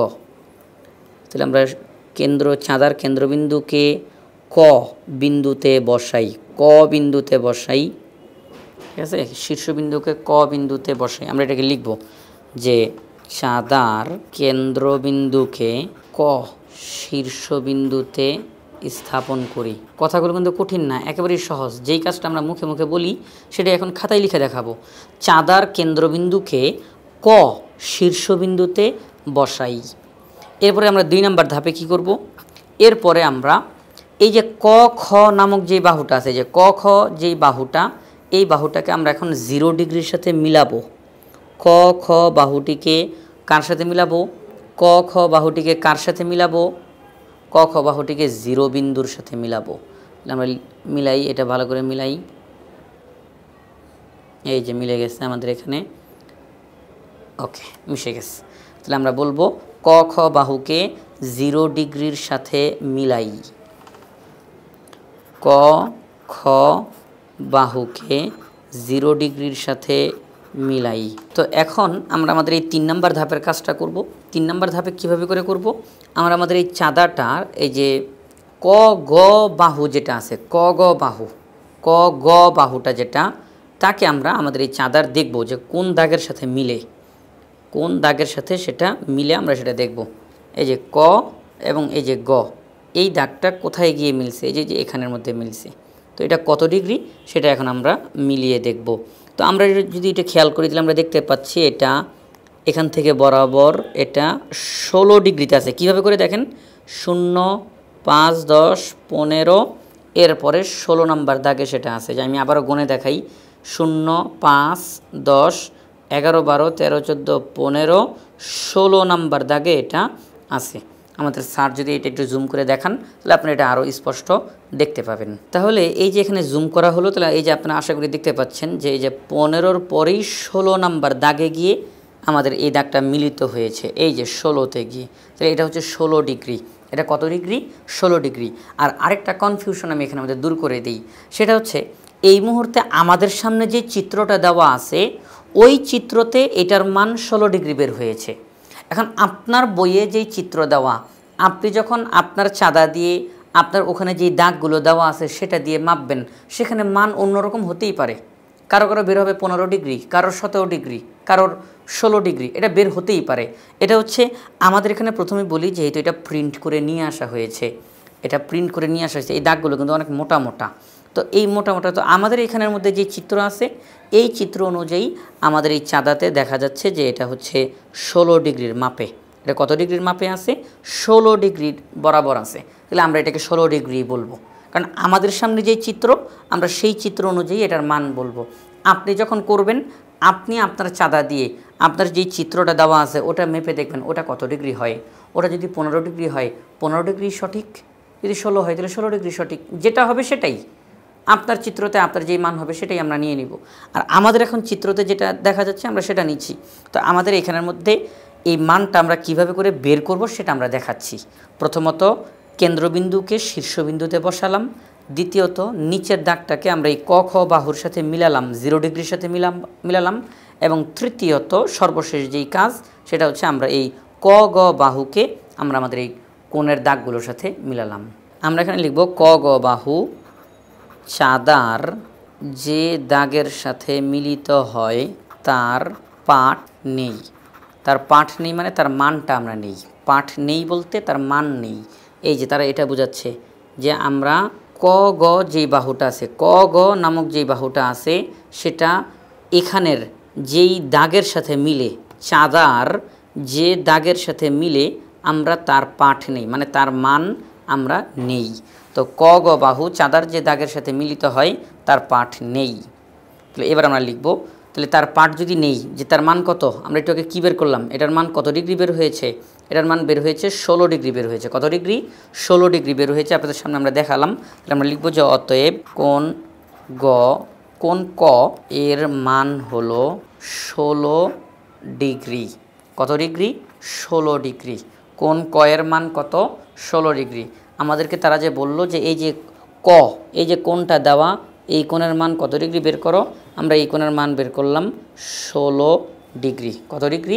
16 ডিগ্রি। আমাদের এখানে যেই চিত্র আছে, আমি বারবারে বলতেছি এটা যেন নিয়ে কোনো কনফিউশন তৈরি না হয়, এই জন্য বলতেছি যে আমাদের এখানে যেই চিত্র দেওয়া আছে এই চিত্র অনুযায়ী এটার মান 16 ডিগ্রি বের হয়েছে। আপনার সামনে যে চিত্র থাকবে সেখানে এটার মান অন্যরকম হতেও পারে, হতে পারে 16 ডিগ্রি বের হবে, হতে পারে 15, 16, অন্য কোনো কিছু বের হতে পারে। তো আমরা এটা নিলাম। তো এখন যে বিষয়টা সেটা হচ্ছে এই যে আমরা এতগুলো লেখা লিখলাম, এগুলো কিন্তু একদম কঠিন কোনো কিছুই না। প্রথমত চাঁদার কেন্দ্রবিন্দুকে শীর্ষবিন্দুতে স্থাপন করি। দ্বিতীয়ত ক খ বাহুকে 0 ডিগ্রির সাথে মিলাই। তৃতীয়ত ক গ বাহুটি যে দাগের সাথে মিলিত হয় তার পাঠ নেই মানে তার মান নেই। মান পেয়ে গেলাম 16 ডিগ্রি। কত ডিগ্রি? 16 ডিগ্রি। তাহলে এটা হচ্ছে আমাদের সমাধান করলাম। তো এটা হচ্ছে যদি আপনি বিস্তারিত লিখে করতে চান যেটার মানটা আমরা কিভাবে বের করলাম, প্রথমত আমি কি করছি, তারপরে কি করলাম, সর্বশেষে কি করলাম, যদি বিস্তারিত লিখতে চান এভাবে করে লিখলে খুব ভালো হয়। এই পদ্ধতিটা আপনাদের বইয়ে দেখানো আছে, বইয়ের মধ্যে লেখা আছে। আর আরেকটা পদ্ধতি হচ্ছে একদম ডাইরেক্ট, এগুলো কোনো কিছু লেখা লাগবে না, সরাসরি বলবেন চাঁদা দিয়ে পরিমাপ করে পাই কোণ ক সমান 16 ডিগ্রি। এটা বলতে পারেন যে চাঁদা দিয়ে পরিমাপ করে পাই কোণ ক সমান 16 ডিগ্রি। যদি আপনি সরাসরি এই কথাটা লিখতে চান যে না আমি এত কথা লিখব না, আমি সরাসরি লিখতে চাই, তাহলে তিনি ওইটা লিখতে পারেন যে চাঁদা দিয়ে পরিমাপ করে পাই কোণ ক সমান 16 ডিগ্রি। আর যদি বলেন যে না আমি একটু বিস্তারিত লিখতে চাই, আমার বইয়ে যেই পদ্ধতি উল্লেখ করা আছে আমি ওইভাবেই করে করতে চাই, তাহলে আপনি এভাবে করে করতে পারেন, এটা খুবই ভালো হয়। আহামরি অনেক বেশি সময় লাগবে না কিন্তু, এবং কঠিনও না, সহজেই আছে। তো আমরা তো এটার সমাধান করলাম, হুবহু একই রকমভাবে এটার সমাধানটা আপনারা করবেন ইনশাআল্লাহ। এখানে কী দেওয়া আছে খ, তাহলে আমরা এখানের মধ্যে লিখব খ ক গ, আমরা আমাদের মতো করে নাম দিলাম ক খ গ। এখন যে বিষয়টা সেটা হচ্ছে আপনারা কি করবেন, প্রথমত চাঁদার কেন্দ্রবিন্দু শীর্ষবিন্দুতে বসাবো, তারপরে 0 ডিগ্রির সাথে খ গ মিলাবো, খ গ মিলাবো, মিলাই, তারপর আমরা দেখব যেটা কত ডিগ্রিতে গিয়ে পৌঁছায়, সেটাই হবে এটার মান। তাহলে আমরা আমাদের এই অঙ্কের সমাধান করে ফেললাম। তাহলে আমাদেরকে বলছে একটি চাঁদা দিয়ে নিচের কোণগুলো পরিমাপ করো, আমরা কোণগুলো পরিমাপ করে তাদের মান বের করলাম। এটি হচ্ছে আমাদের এই প্রশ্নের সমাধান, আর এই খ নাম্বারটা আপনাদের জন্য রইল। এখন আমরা আমাদের এই 3 নাম্বার প্রশ্নের সমাধান করব। আমাদের 3 নাম্বার প্রশ্নে বলা হয়েছে নিচের উল্লেখিত কোণগুলো একটি চাঁদার সাহায্যে আঁকো। নিচের উল্লেখিত কোণগুলো একটি চাঁদার সাহায্যে আঁকো। তো এখানে আমরা দেখতেছি যে প্রত্যেকটার মধ্যে এক একটা মান দেওয়া আছে। ক নাম্বারে বলা আছে 25 ডিগ্রি, খ নাম্বারে 175 ডিগ্রি, গ নাম্বারে 90 ডিগ্রি, ঘ নাম্বারে 180 ডিগ্রি। এগুলো এই যে তারা মানগুলো দিয়ে দিছে, তারা বলছে 25 ডিগ্রি, এখন বলছে 25 ডিগ্রি একটা কোণ এঁকে দেখাও, 90 ডিগ্রি একটা কোণ এঁকে দেখাও চাঁদার সাহায্যে। কিসের সাহায্যে? চাঁদার সাহায্যে এই কোণগুলো এঁকে দেখাও। তো কীভাবে করে আঁকবো সেটা হচ্ছে আপনাদের মূল বই, অঙ্ক যেই মূল বইটা দেওয়া আছে সেই বইয়ের মধ্যে চাঁদার সাহায্যে কিভাবে এই কোণগুলো আমরা আঁকতে পারি সেখানে কিন্তু একদম পদ্ধতিগুলো লেখা আছে। আমরা সেই পদ্ধতিগুলো অনুসরণ করি এখানের মধ্যে আমরা চিত্রটা আঁকাবো। কিভাবে করে চিত্রটা আঁকতে হয়, কি কি লেখাগুলো লিখতে হবে, আমরা সেই লেখাগুলো এখানে লিখে দেখাবো। সর্বপ্রথম ক নাম্বার যেই প্রশ্নটা দেওয়া, আমরা তার সমাধানটাই করে দেখাই। কি লেখা আছে? 25 ডিগ্রি। আমরা এখন চাঁদার সাহায্যে একটা 25 ডিগ্রি কোণ আঁকবো, এবং কিভাবে আঁকলাম, যাকে বলা হয় অঙ্কনের বিবরণ। অঙ্কন মানে চিত্রটা আঁকলাম, আর বিবরণ মানে কিভাবে আঁকলাম। তাহলে অঙ্কনের বিবরণ, চিত্র আঁকার ব্যাখ্যা দিব আমরা, অঙ্কনের বিবরণ সেটা। তো এখন আমরা সবার প্রথমে যেই কাজটা করব সেটা হচ্ছে যে এখানে আমরা সব কিছু নিয়ে রাখলাম, স্কেলটা নিলাম।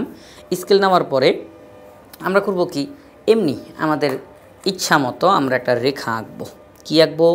একটি রেখা আঁকবো। এই যে আমরা আমাদের ইচ্ছা মতো একটি রেখা আঁকি, এটার কোনো মাপ নেই, আমরা এটা যে মেপে করবো তেমনটা না, এটা এমনি একটা রেখা আমরা আঁকি। তো আমরা তো এখানের মধ্যে একটা রেখা আঁকলাম, এটা কিন্তু কোনো আমরা মেপে আঁকবো না যে এটা 5 সেন্টিমিটার বা 7 সেন্টিমিটার, এগুলো মেপে আঁকবো না, এমনি আমরা একটা দাগ আঁকলাম যেটাকে আমরা বলবো রেখা, সরল রেখা আঁকি। আঁকার পরে এবার আমরা আমাদের চাঁদাটা নিব। এই যে চাঁদাটা নিলাম, তো এই যে রেখাটা নিলাম, এটা আমরা নাম দিতে পারি যে এটা হচ্ছে, এটার নাম হচ্ছে ক খ। একটি সরল রেখা আঁকি। এই যে ক একটা বিন্দু, খ একটা বিন্দু, একটা রেখাংশ আঁকলাম, এটাকে বলা চলে রেখাংশের মতো। এবার কি করব, আমরা আমাদের চাঁদার কেন্দ্রবিন্দুটাকে এখানের মধ্যে ক বিন্দুতে বসাবো। চাঁদার কেন্দ্রবিন্দুকে ক বিন্দুতে বসাই এবং ক খ বাহুকে 0 ডিগ্রি বরাবর মিলাই। এই যে 0 ডিগ্রির সাথে মিলছে, হ্যাঁ। তাহলে আমরা চাঁদার কেন্দ্রবিন্দুটিকে ক বিন্দুতে বসিয়েছি এবং ক খ বাহুকে 0 ডিগ্রির সাথে মিলিয়েছি। এবার আমাদের কাজ হচ্ছে, আমাদেরকে তারা কত ডিগ্রির কথা বলছে? 25 ডিগ্রির কথা বলছে। আমরা এখানে 0 ডিগ্রি থেকে আস্তে আস্তে 25 ডিগ্রি বরাবর যাব। 0, 10, 20, 25, তাই না? 25-এ যেতে হবে। 0, 10, 20, 21, 22, 23, 24, 25। এই যে 25 বরাবর যেই দাগ, 25 বরাবর যেই দাগ, সেখানে গিয়ে আমরা একটা বিন্দু নিব।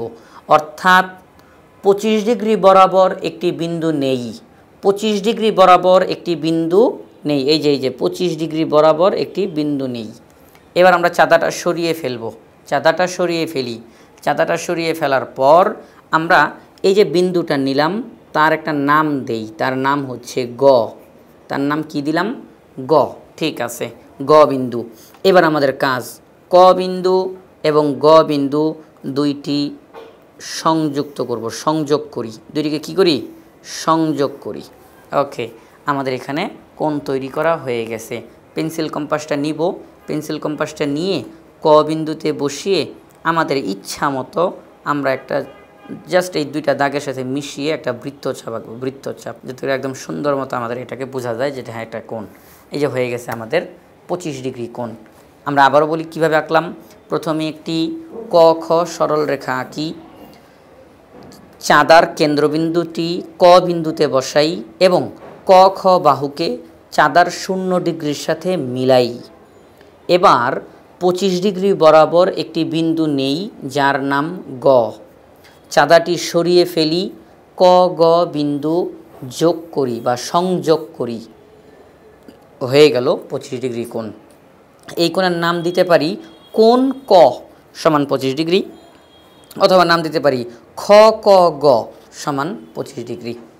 মনে রাখবেন কোণের নাম 3 অক্ষরেও দেওয়া যায়, 1 অক্ষরে দেওয়া যায়, 2 অক্ষরে না, কিন্তু হয় আপনি 1 অক্ষরে দিবেন অথবা 3 অক্ষরে দিবেন। 1 অক্ষর মানে কি, কোণটা ঠিক যেই জায়গাতে আছে ওইটার নাম কোণ ক সমান 25 ডিগ্রি। আর 3 অক্ষর মানে কি, কোণটা ঠিক যেই জায়গাতে আছে ওই বিন্দুর নামটা মাঝখানে লিখব আর 2 সাইডে বাকি 2টা অক্ষর বসাবো। সুতরাং কেউ চাইলে লিখতে পারেন কোণ খ ক গ, অথবা কেউ লিখতে পারেন কোণ গ ক খ। খেয়াল করছেন আমি কিন্তু ককে বারবারে মাঝখানেই রাখতেছি, ককে কিন্তু সরাইতেছি না, কারণ আমার কোণটা যেখানে আছে সেখানে তো ক আছে। তাহলে শুধু লিখতে পারেন কোণ ক, অথবা লিখতে পারেন কোণ খ ক গ, অথবা গ ক খ, ক মাঝখানেই থাকবে। এখন কথা হলো আমরা যে আমাদের এই কোণটা যে আঁকলাম এটা কিভাবে করে আঁকলাম তার এখন বিস্তারিত ব্যাখ্যাটা আমরা এই দিকের মধ্যে এখন দিব। তো আমরা এখন এখানে লিখি সবার প্রথমে সমাধান ক, অঙ্কনের বিবরণ। সমাধান ক 25 ডিগ্রি অঙ্কনের বিবরণ।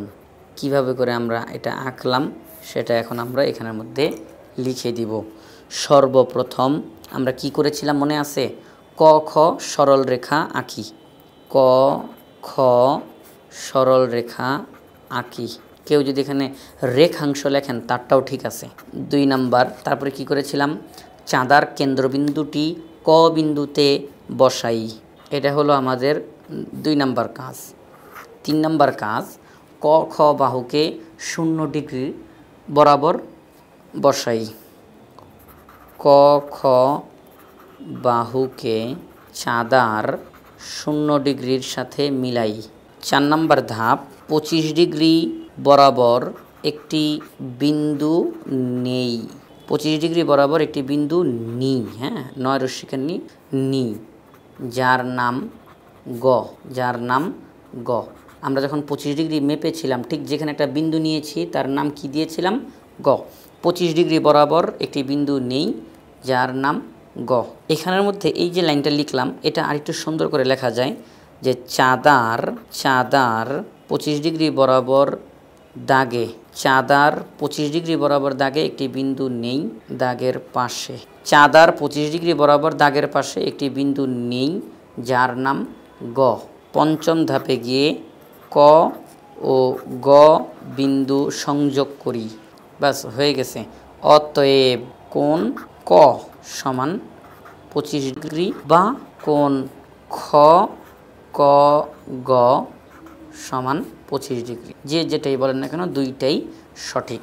অর্থাৎ কেউ চাইলে শুধু 1 অক্ষরে লিখতে পারেন কোণ ক সমান 25 ডিগ্রি, অথবা কেউ বলতে পারেন কোণ খ ক গ সমান 25 ডিগ্রি, দুইটা একই জিনিস।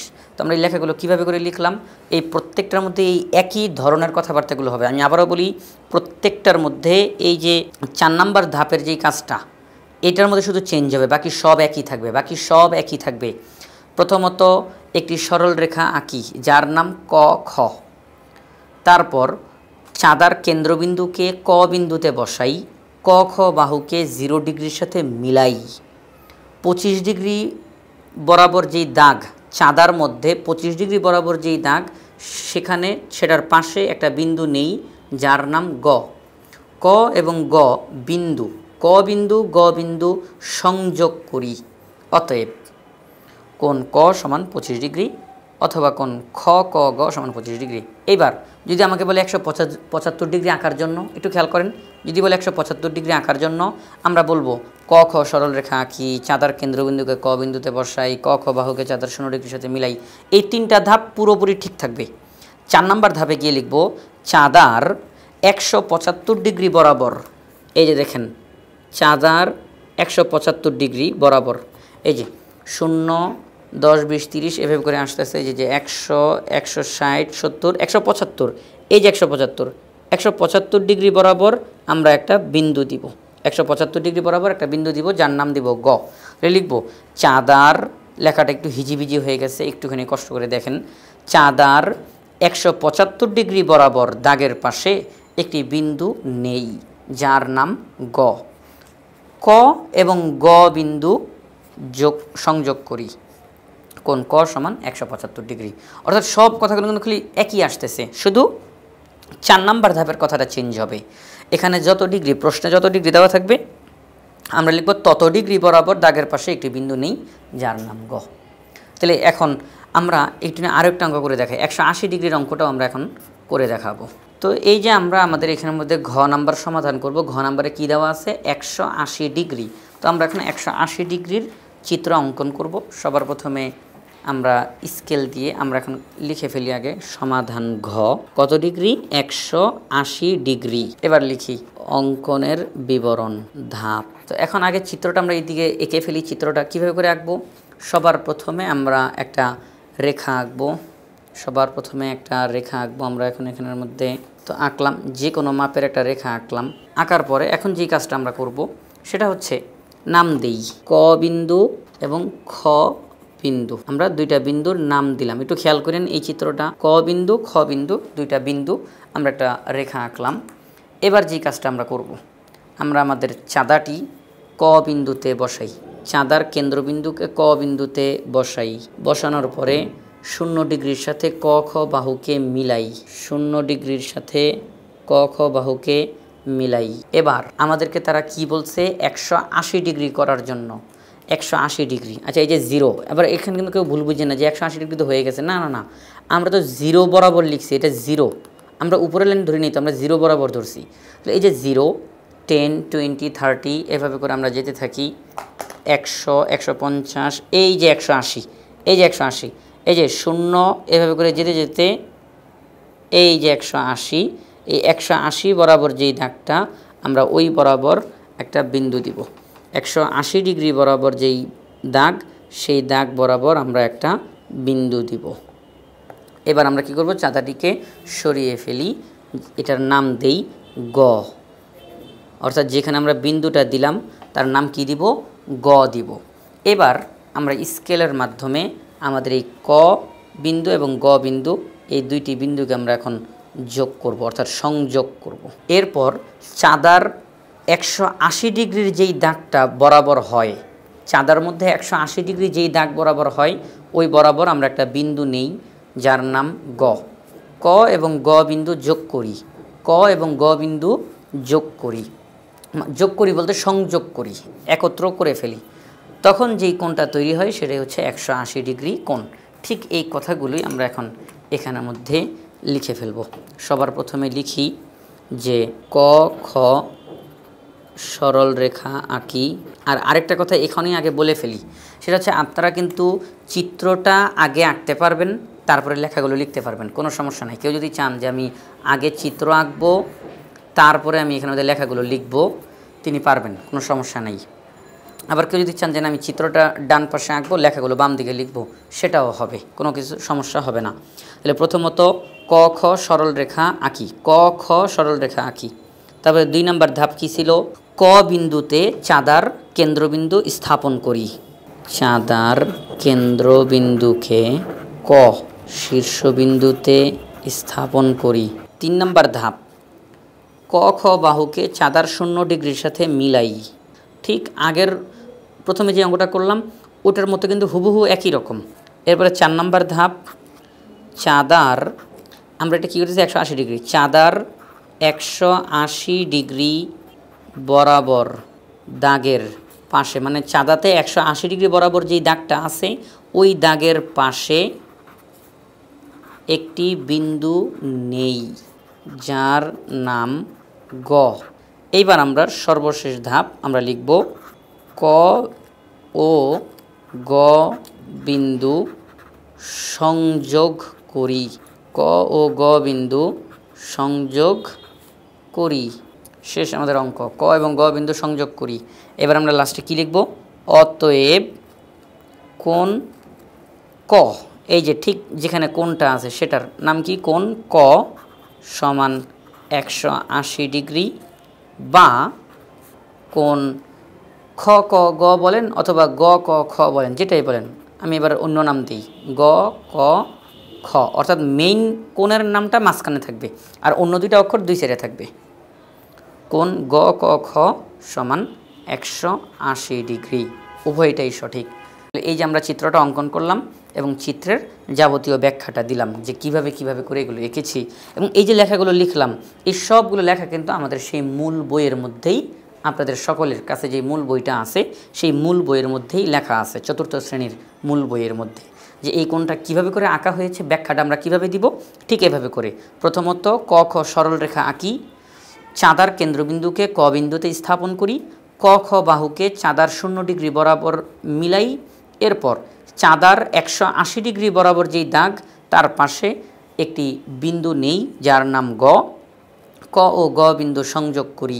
অতএব কোণ ক সমান 180 ডিগ্রি অথবা কোণ গ ক খ সমান 180 ডিগ্রি, উভয়টাই সঠিক।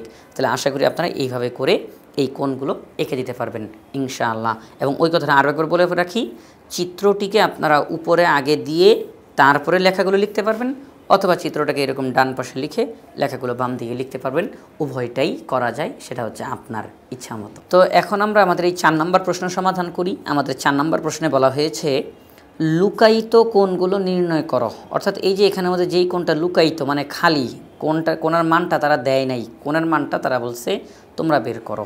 এই যে দেখেন এখানে বলছে এতটুকুর মান 35 ডিগ্রি, এতটুকুর মান কত তোমরা বের করো, এতটুকুর মান 45 ডিগ্রি, এটার মান কত, এটার মান কত, এটার মান কত, এগুলো তোমরা নিজেরা বের করো। এগুলো তারা লুকিয়ে রাখছে, তারা এগুলো প্রকাশ করে নাই, তারা বলছে এইগুলোর মান তোমরা খুঁজে বের করো। তো আমরা বের করব। এখন যেহেতু এগুলোর মান দেওয়া নাই, আমরা নিজের আগে এগুলো একটা নাম দিব, নাম, মান না, নাম দিব, যাতে করে এগুলো আমাদের বলতে সুবিধা হয়, লিখতে সুবিধা হয়।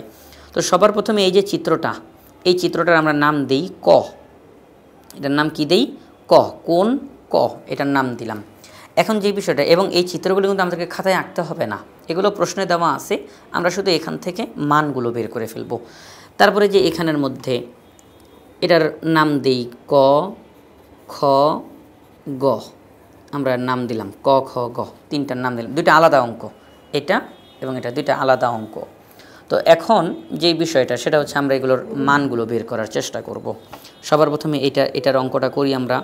সমাধান, আমরা যদি বলি যে এটা প্রথম চিত্র এবং এটা দ্বিতীয় চিত্র, তাহলে আশা করি আমাদের অঙ্কগুলো বুঝতে সুবিধা হবে। সমাধান, প্রথম চিত্রে কোণ ক যোগ 35 ডিগ্রি সমান, এবার একটা জিনিস খেয়াল করেন, তারা বলতেছে যে এখান থেকে এই পর্যন্ত এতটুকুর মান 35 ডিগ্রি, আর এখান থেকে এতটুকুর মান মানে এটা যেখানে এসে থামছে ঠিক ওই জায়গা থেকে বাকিটুকুর মান আমাদেরকে তারা বের করতে বলছে।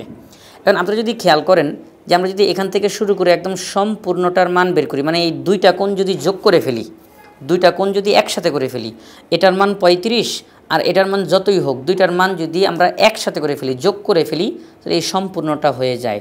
এখন সম্পূর্ণটার মান কত যদি আমরা একটু চাঁদা দিয়ে দেখাইতে চাই, তাহলে দেখেন এই যে বসাই, স্থাপন করি, সোজা করে বসাইলে আমরা দেখতেছি এটার মান একদম বরাবর 90 ডিগ্রি। এটা কত হয়?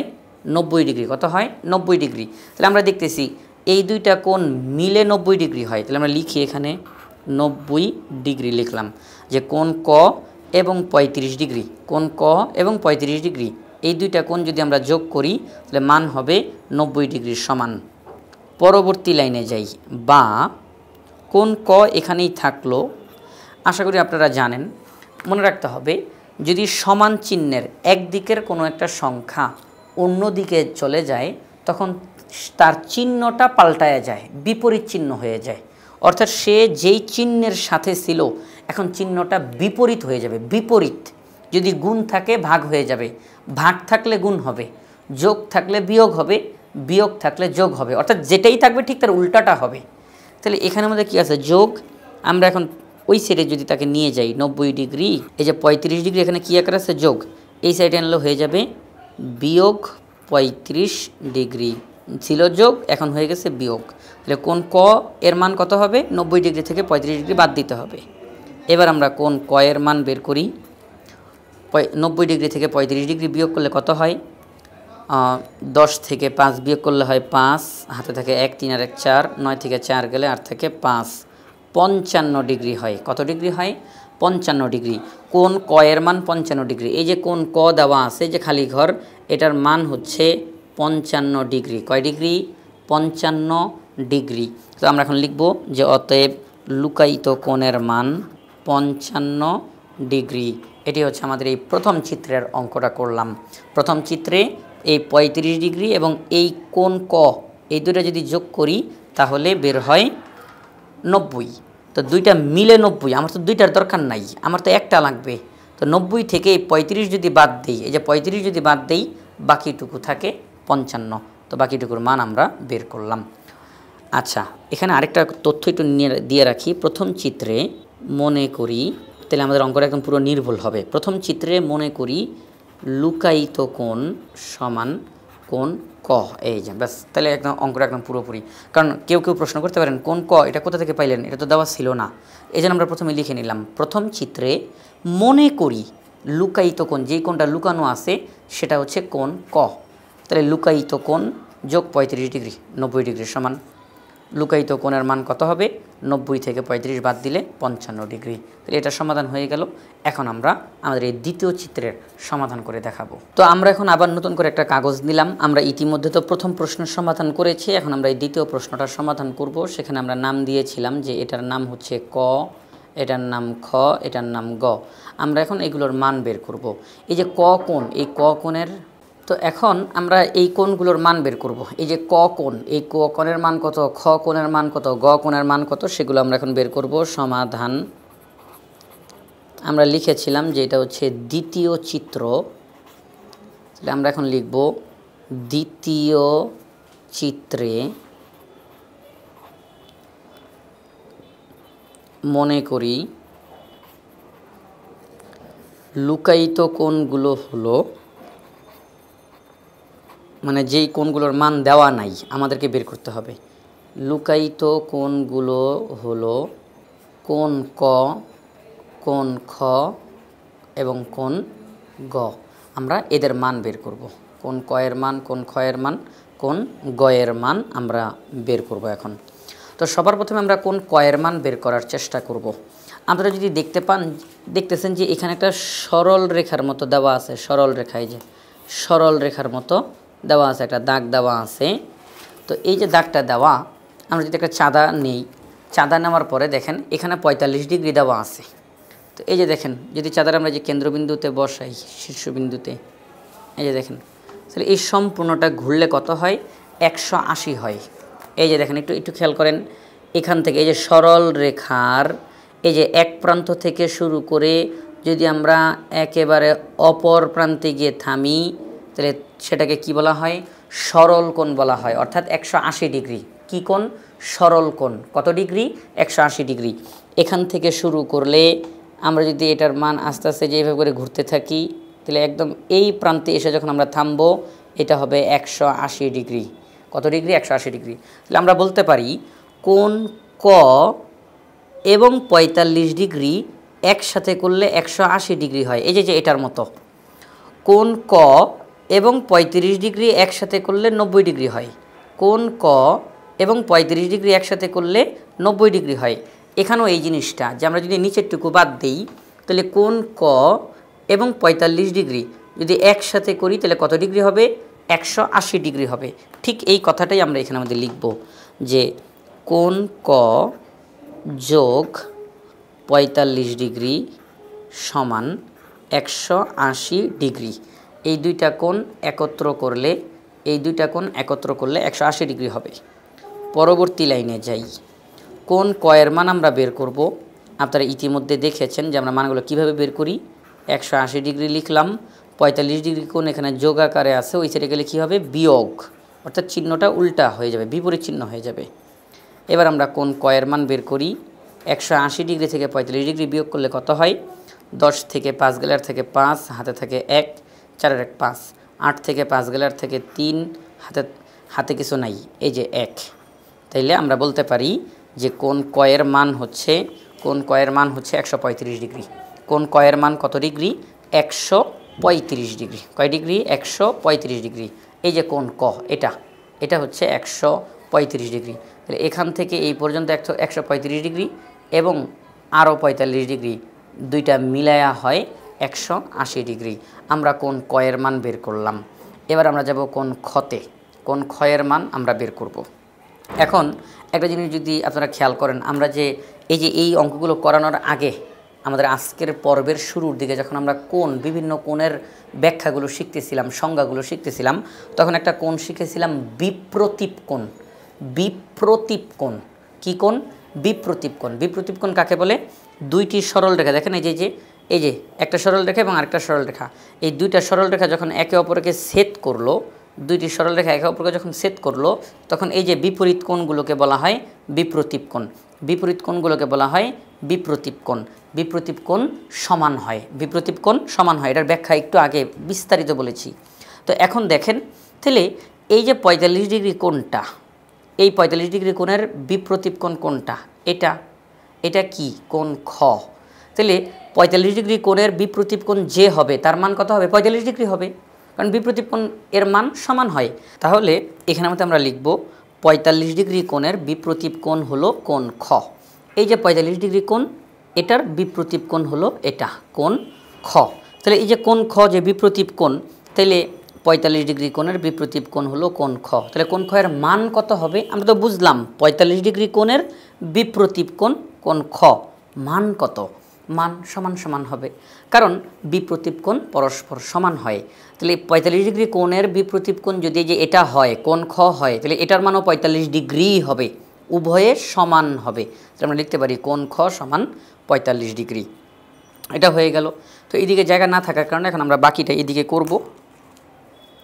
আমাদের এখনও একটা কোণের মান বের করা বাকি আছে, সেটা হচ্ছে কোণ গ। আমরা এখন কোণ গ এর মান বের করব। কোণ গ এর মান কত? ঠিক এটাও আমাদের এই অঙ্কটার মতো। এই যে খ এর মান যে বের করলাম না, যেভাবে করে বের করছি, গ এর মান ঠিক সেইভাবে করেই বের করব। কীভাবে সেটা? এই যে কোণ ক, একটু খেয়াল করেন, কোণ ক এর মান আমরা কত বের করছি? 135 ডিগ্রি। এবার কোণ ক এর বিপ্রতীপ কোণ হচ্ছে কোণ গ। কোণ ক এর বিপ্রতীপ কোণ কোনটা? কোণ গ। এই যে জিনিসটি চিত্রটা এরকম, এখানে হচ্ছে ক এবং তার বিপ্রতীপ কোণ এই যে এখানে গ। তাহলে আমরা এখন এটার মান বের করব। তাহলে কোণ ক এর বিপ্রতীপ কোণ কোণ গ। কোণ ক এর মান কত? 135 ডিগ্রি। তাহলে কোণ গ এর মান কত? 135 ডিগ্রি।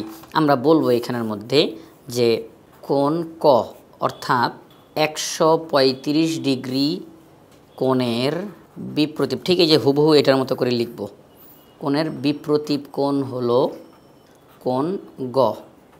অতএব কোণ গ সমান 135 ডিগ্রি। তাহলে কোণ ক এর বিপ্রতীপ কোণ কোণ গ। কোণ ক এর মান 135, তো গ এর মানও 135 ডিগ্রি, সমান সমান হয়ে গেল। তো দেখেন, কোণ ক এর মান বের করলাম, খ এর মান বের করলাম, গ এর মান বের করলাম। এবার আমরা লিখে দিব লুকায়িত কোণগুলোর মান হলো, আমরা একদম সিরিয়ালি লিখে দিব, মানে একদম প্রথমে যার থেকে শুরু করছি ঠিক তার থেকে লিখব।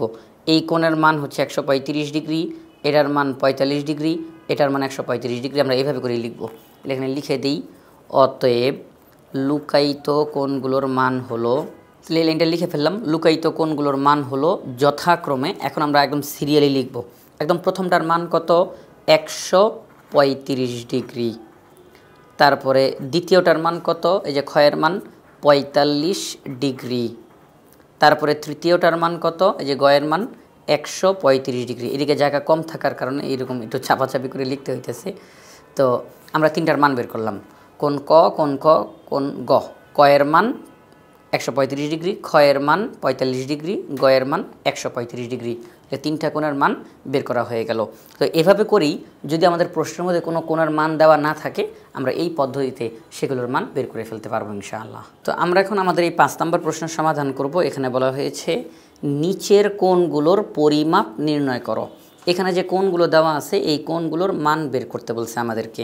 আমরা দেখতেছি এখানে একটা কোণ দেওয়া আছে, কোণ ক, এটার মান বের করতে হবে, কোণ খ এর মান বের করতে হবে, কোণ গ এর মান বের করতে হবে। আমরা এদের মান বের করব। তো এটা এইরকম অঙ্ক যেহেতু একটু আগে আমরা করলাম, সুতরাং এই অঙ্কগুলো আমরা খুব সহজেই সমাধান করতে পারবো। কিভাবে? আপনারা যদি খেয়াল করেন, এই যে আমাদেরকে যে এটার মানটা বের করতে হবে, যে এই যে দাগটা দেওয়া, এটার মান বের করতে হবে। এখন এই দাগটা কতটুকু দেওয়া, এই কোণটা এখান থেকে শুরু হয়ে এই পর্যন্ত যদি আসে, এই যে স্কেল যদি বসাই, তাহলে আপনারা দেখেন যদি একদম সোজা করে বসাই, তাহলে এই কোণটাকে আমরা কী কোণ বলি? এই যে এতটুকু এখান থেকে শুরু করে একদম এটাকে কি বলি? সরল কোণ বলি, মানে 180 ডিগ্রি বলি, তাই তো? 180 ডিগ্রি বলি, বা আমি যদি চাঁদা দিয়েও দেখাই, এই যে চাঁদা আছে, তাহলে 180 ডিগ্রি এখান থেকে শুরু করে এই পর্যন্ত 180 ডিগ্রি। কিন্তু আমাদেরকে তারা যেই কোণের কথা বলতেছে সেটা 180 ডিগ্রি পার হয়ে আরও 30 ডিগ্রি চলে আসছে। এই যে লেখা আছে 30 ডিগ্রি, মানে যে এতটুকু যেটা, এটা হচ্ছে 30 ডিগ্রি, যে দাগ দেওয়া আছে। তাহলে এখান থেকে শুরু করে এই পর্যন্ত, এই যে এই পর্যন্ত হচ্ছে 180 ডিগ্রি, এরপরও আরও 30 ডিগ্রি, তাহলে টোটাল কত হয়, মোট কত হয়, সেটাই হচ্ছে এই কোণের মান। তাহলে আমরা লিখব কোণ ক এর পরিমাপ হলো, কোণ ক সমান, মানটা বের করি, এখান থেকে এই পর্যন্ত 180, আরও 30 ডিগ্রি বাড়বে, তাহলে মান কত বের হয়? 210 ডিগ্রি। অর্থাৎ এখান থেকে এই পর্যন্ত, যে শুধু এতটুকু পর্যন্ত মান হচ্ছে 210 ডিগ্রি। কত ডিগ্রি? 210 ডিগ্রি। আমরা কোণ ক এর মান বের করে ফেললাম। এবার আমরা এখানে যাই, এটাতে যাই, কোণ খ এর মান পরিমাপ। তো কোণ খ এর মান বের করব কিভাবে? দেখেন কোণ খতে এখান থেকে শুরু করে এটা এটা একেবারে গোল হয়ে আবার এখানে আসছে, তাহলে এটা কত ডিগ্রি?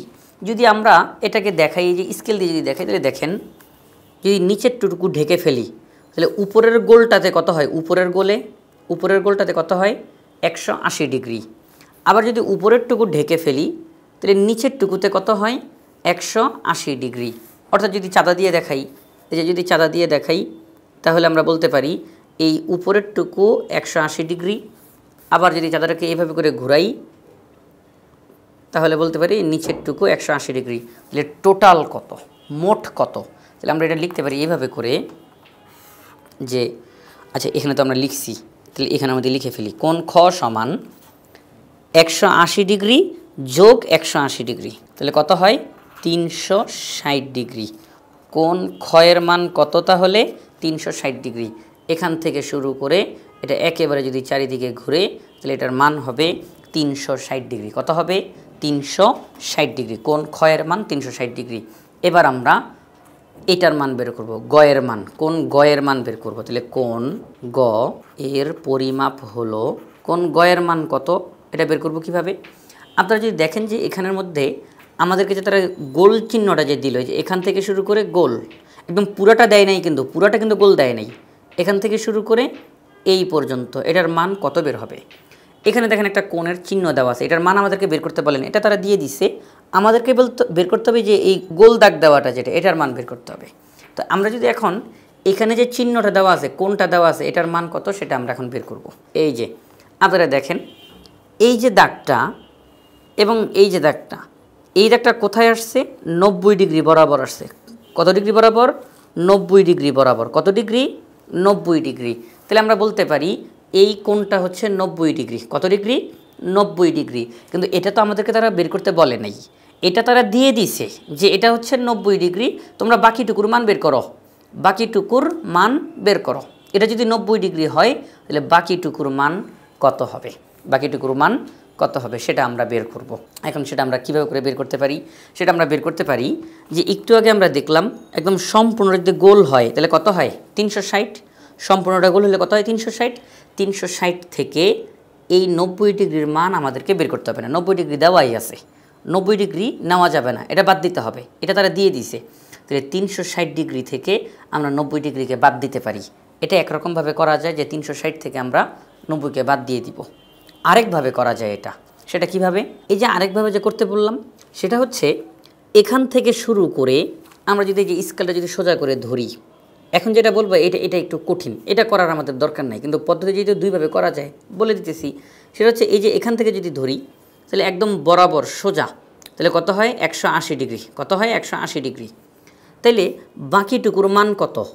এই পর্যন্ত তো 180 ডিগ্রি বুঝলাম, বাকিটুকুর মান কত? নিচে পুরাটা হচ্ছে 180, সেখান থেকে এটা 90 ডিগ্রি, তাহলে বাকিটুকুর মান কত? 90। তাহলে 180 তার সাথে 90 যোগ করব, এই যে এতটুকুর মান যোগ করব, কারণ এটা যদি 90 হয় তাহলে এটাও 90, তাহলে 180 তার সাথে 90 যোগ করব। এটা না করে একদম পুরাটা এই মাত্র আমরা শিখলাম, সম্পূর্ণটা যদি হয় বৃত্তের মতো যদি দেখা যায় তাহলে কয় ডিগ্রি হয়? 360 ডিগ্রি। সেই 360 ডিগ্রি থেকে এই 90 ডিগ্রি যদি আমরা বাদ দেই, এই 90 ডিগ্রি যদি বাদ দেই তাহলে আমরা বাকিটুকুর মান পেয়ে যাব।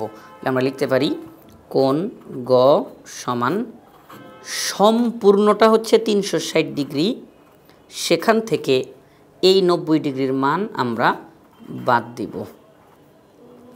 তাহলে কোণ গ এর মান কত বের হয়? 360 থেকে যদি আমরা 90 বাদ দিই তাহলে হয় 270 ডিগ্রি। কত ডিগ্রি? 270 ডিগ্রি। এটাই হচ্ছে আমাদের কোণ গ এর মান। তাহলে আমাদেরকে তারা বলল যে এখানে যে কোণগুলো দেওয়া আছে এদের মান বের করো। কোণ ক এর মান 210 ডিগ্রি, খ এর মান 360 ডিগ্রি, গ এর মান 270 ডিগ্রি। আমাদের এই কোণগুলোর মান আমরা নির্ণয় করলাম। আমরা এখন এই 6 নম্বর প্রশ্নের সমাধান করব। এখানে বলা হয়েছে লম্ব এবং সমান্তরাল কি তা কথায় প্রকাশ করো। লম্ব কি, সমান্তরাল কি, এগুলো আমাদেরকে এখন কথায় প্রকাশ করতে হবে, অর্থাৎ এগুলো কাকে বলে বিস্তারিত লিখে আমরা এখন প্রকাশ করব। তো সমাধানে যাই। সবার প্রথমে লম্ব কি? লম্ব হচ্ছে একটি রেখার উপর যদি আরেকটা রেখাকে আমি লম্ব বলতে চাই, লম্ব কি এটা যদি বলতে চাই তাহলে বলবো একটি রেখার উপর আরেকটি রেখা লম্ব হবে যদি একটি রেখা আরেকটি রেখাকে সমকোণে ছেদ করে বা মিলিত হয়।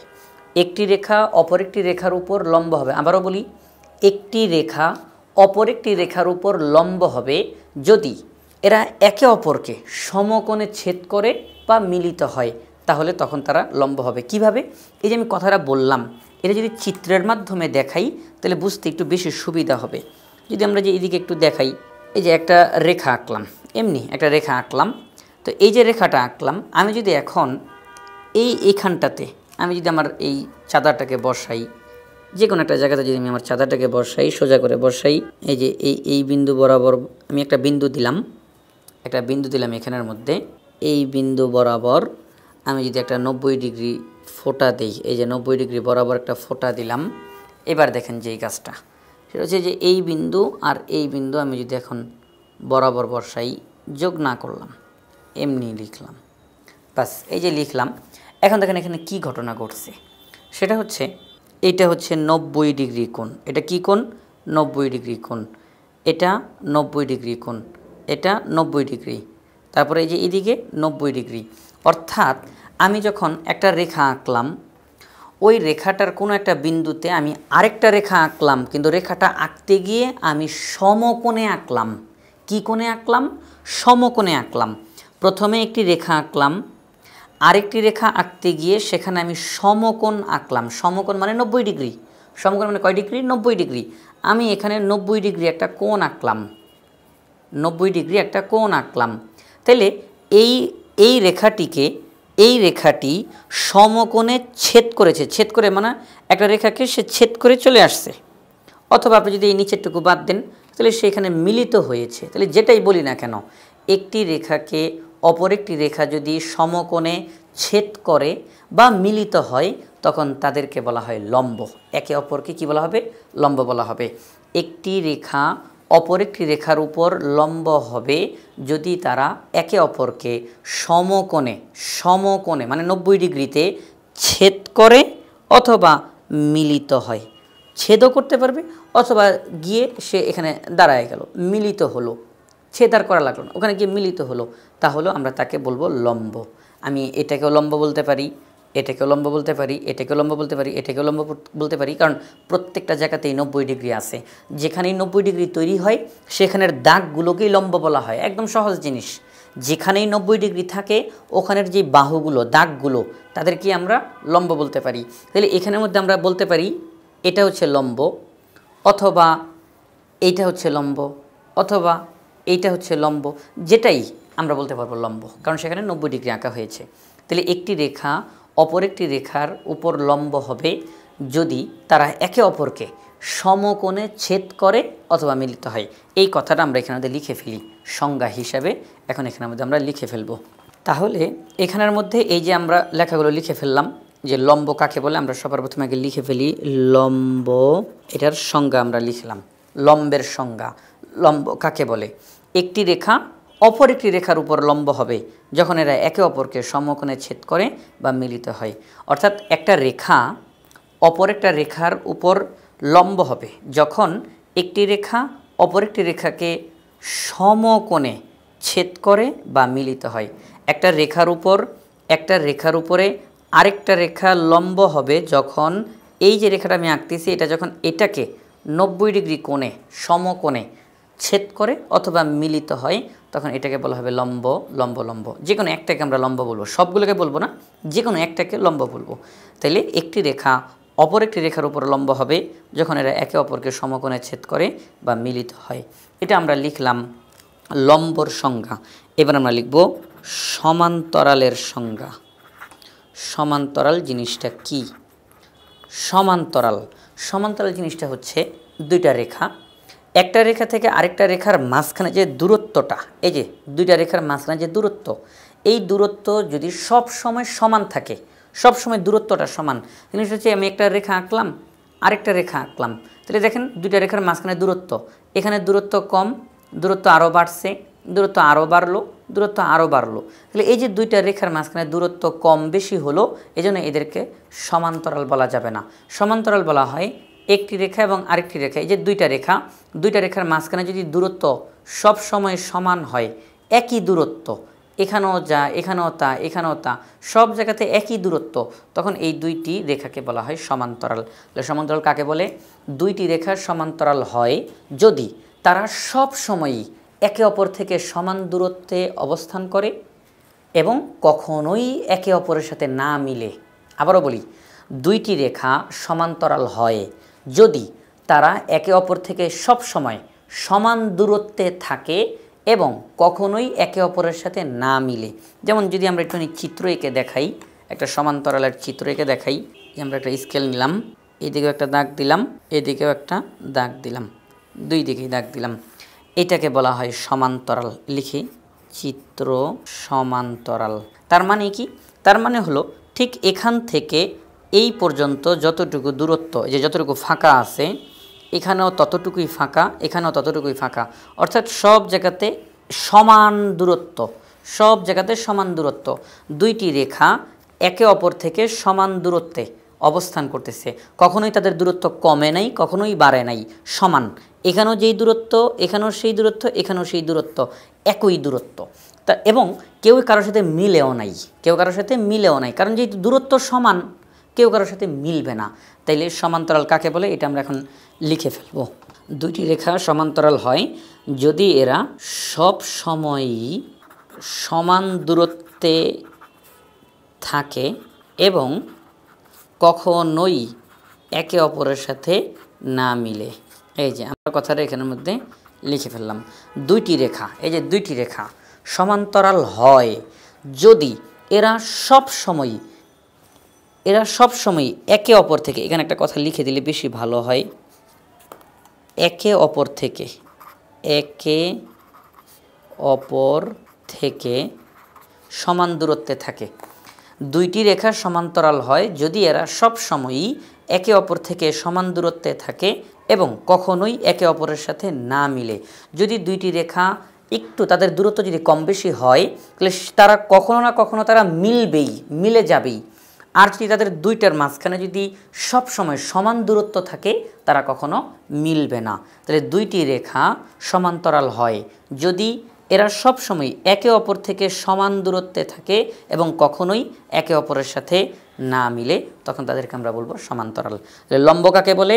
একটি রেখা অপর একটি রেখার উপরে লম্ব হবে যদি একটি রেখা অপর একটি রেখাকে সমকোণে ছেদ করে বা মিলিত হয়, তখন আমরা তাদেরকে লম্ব বলবো।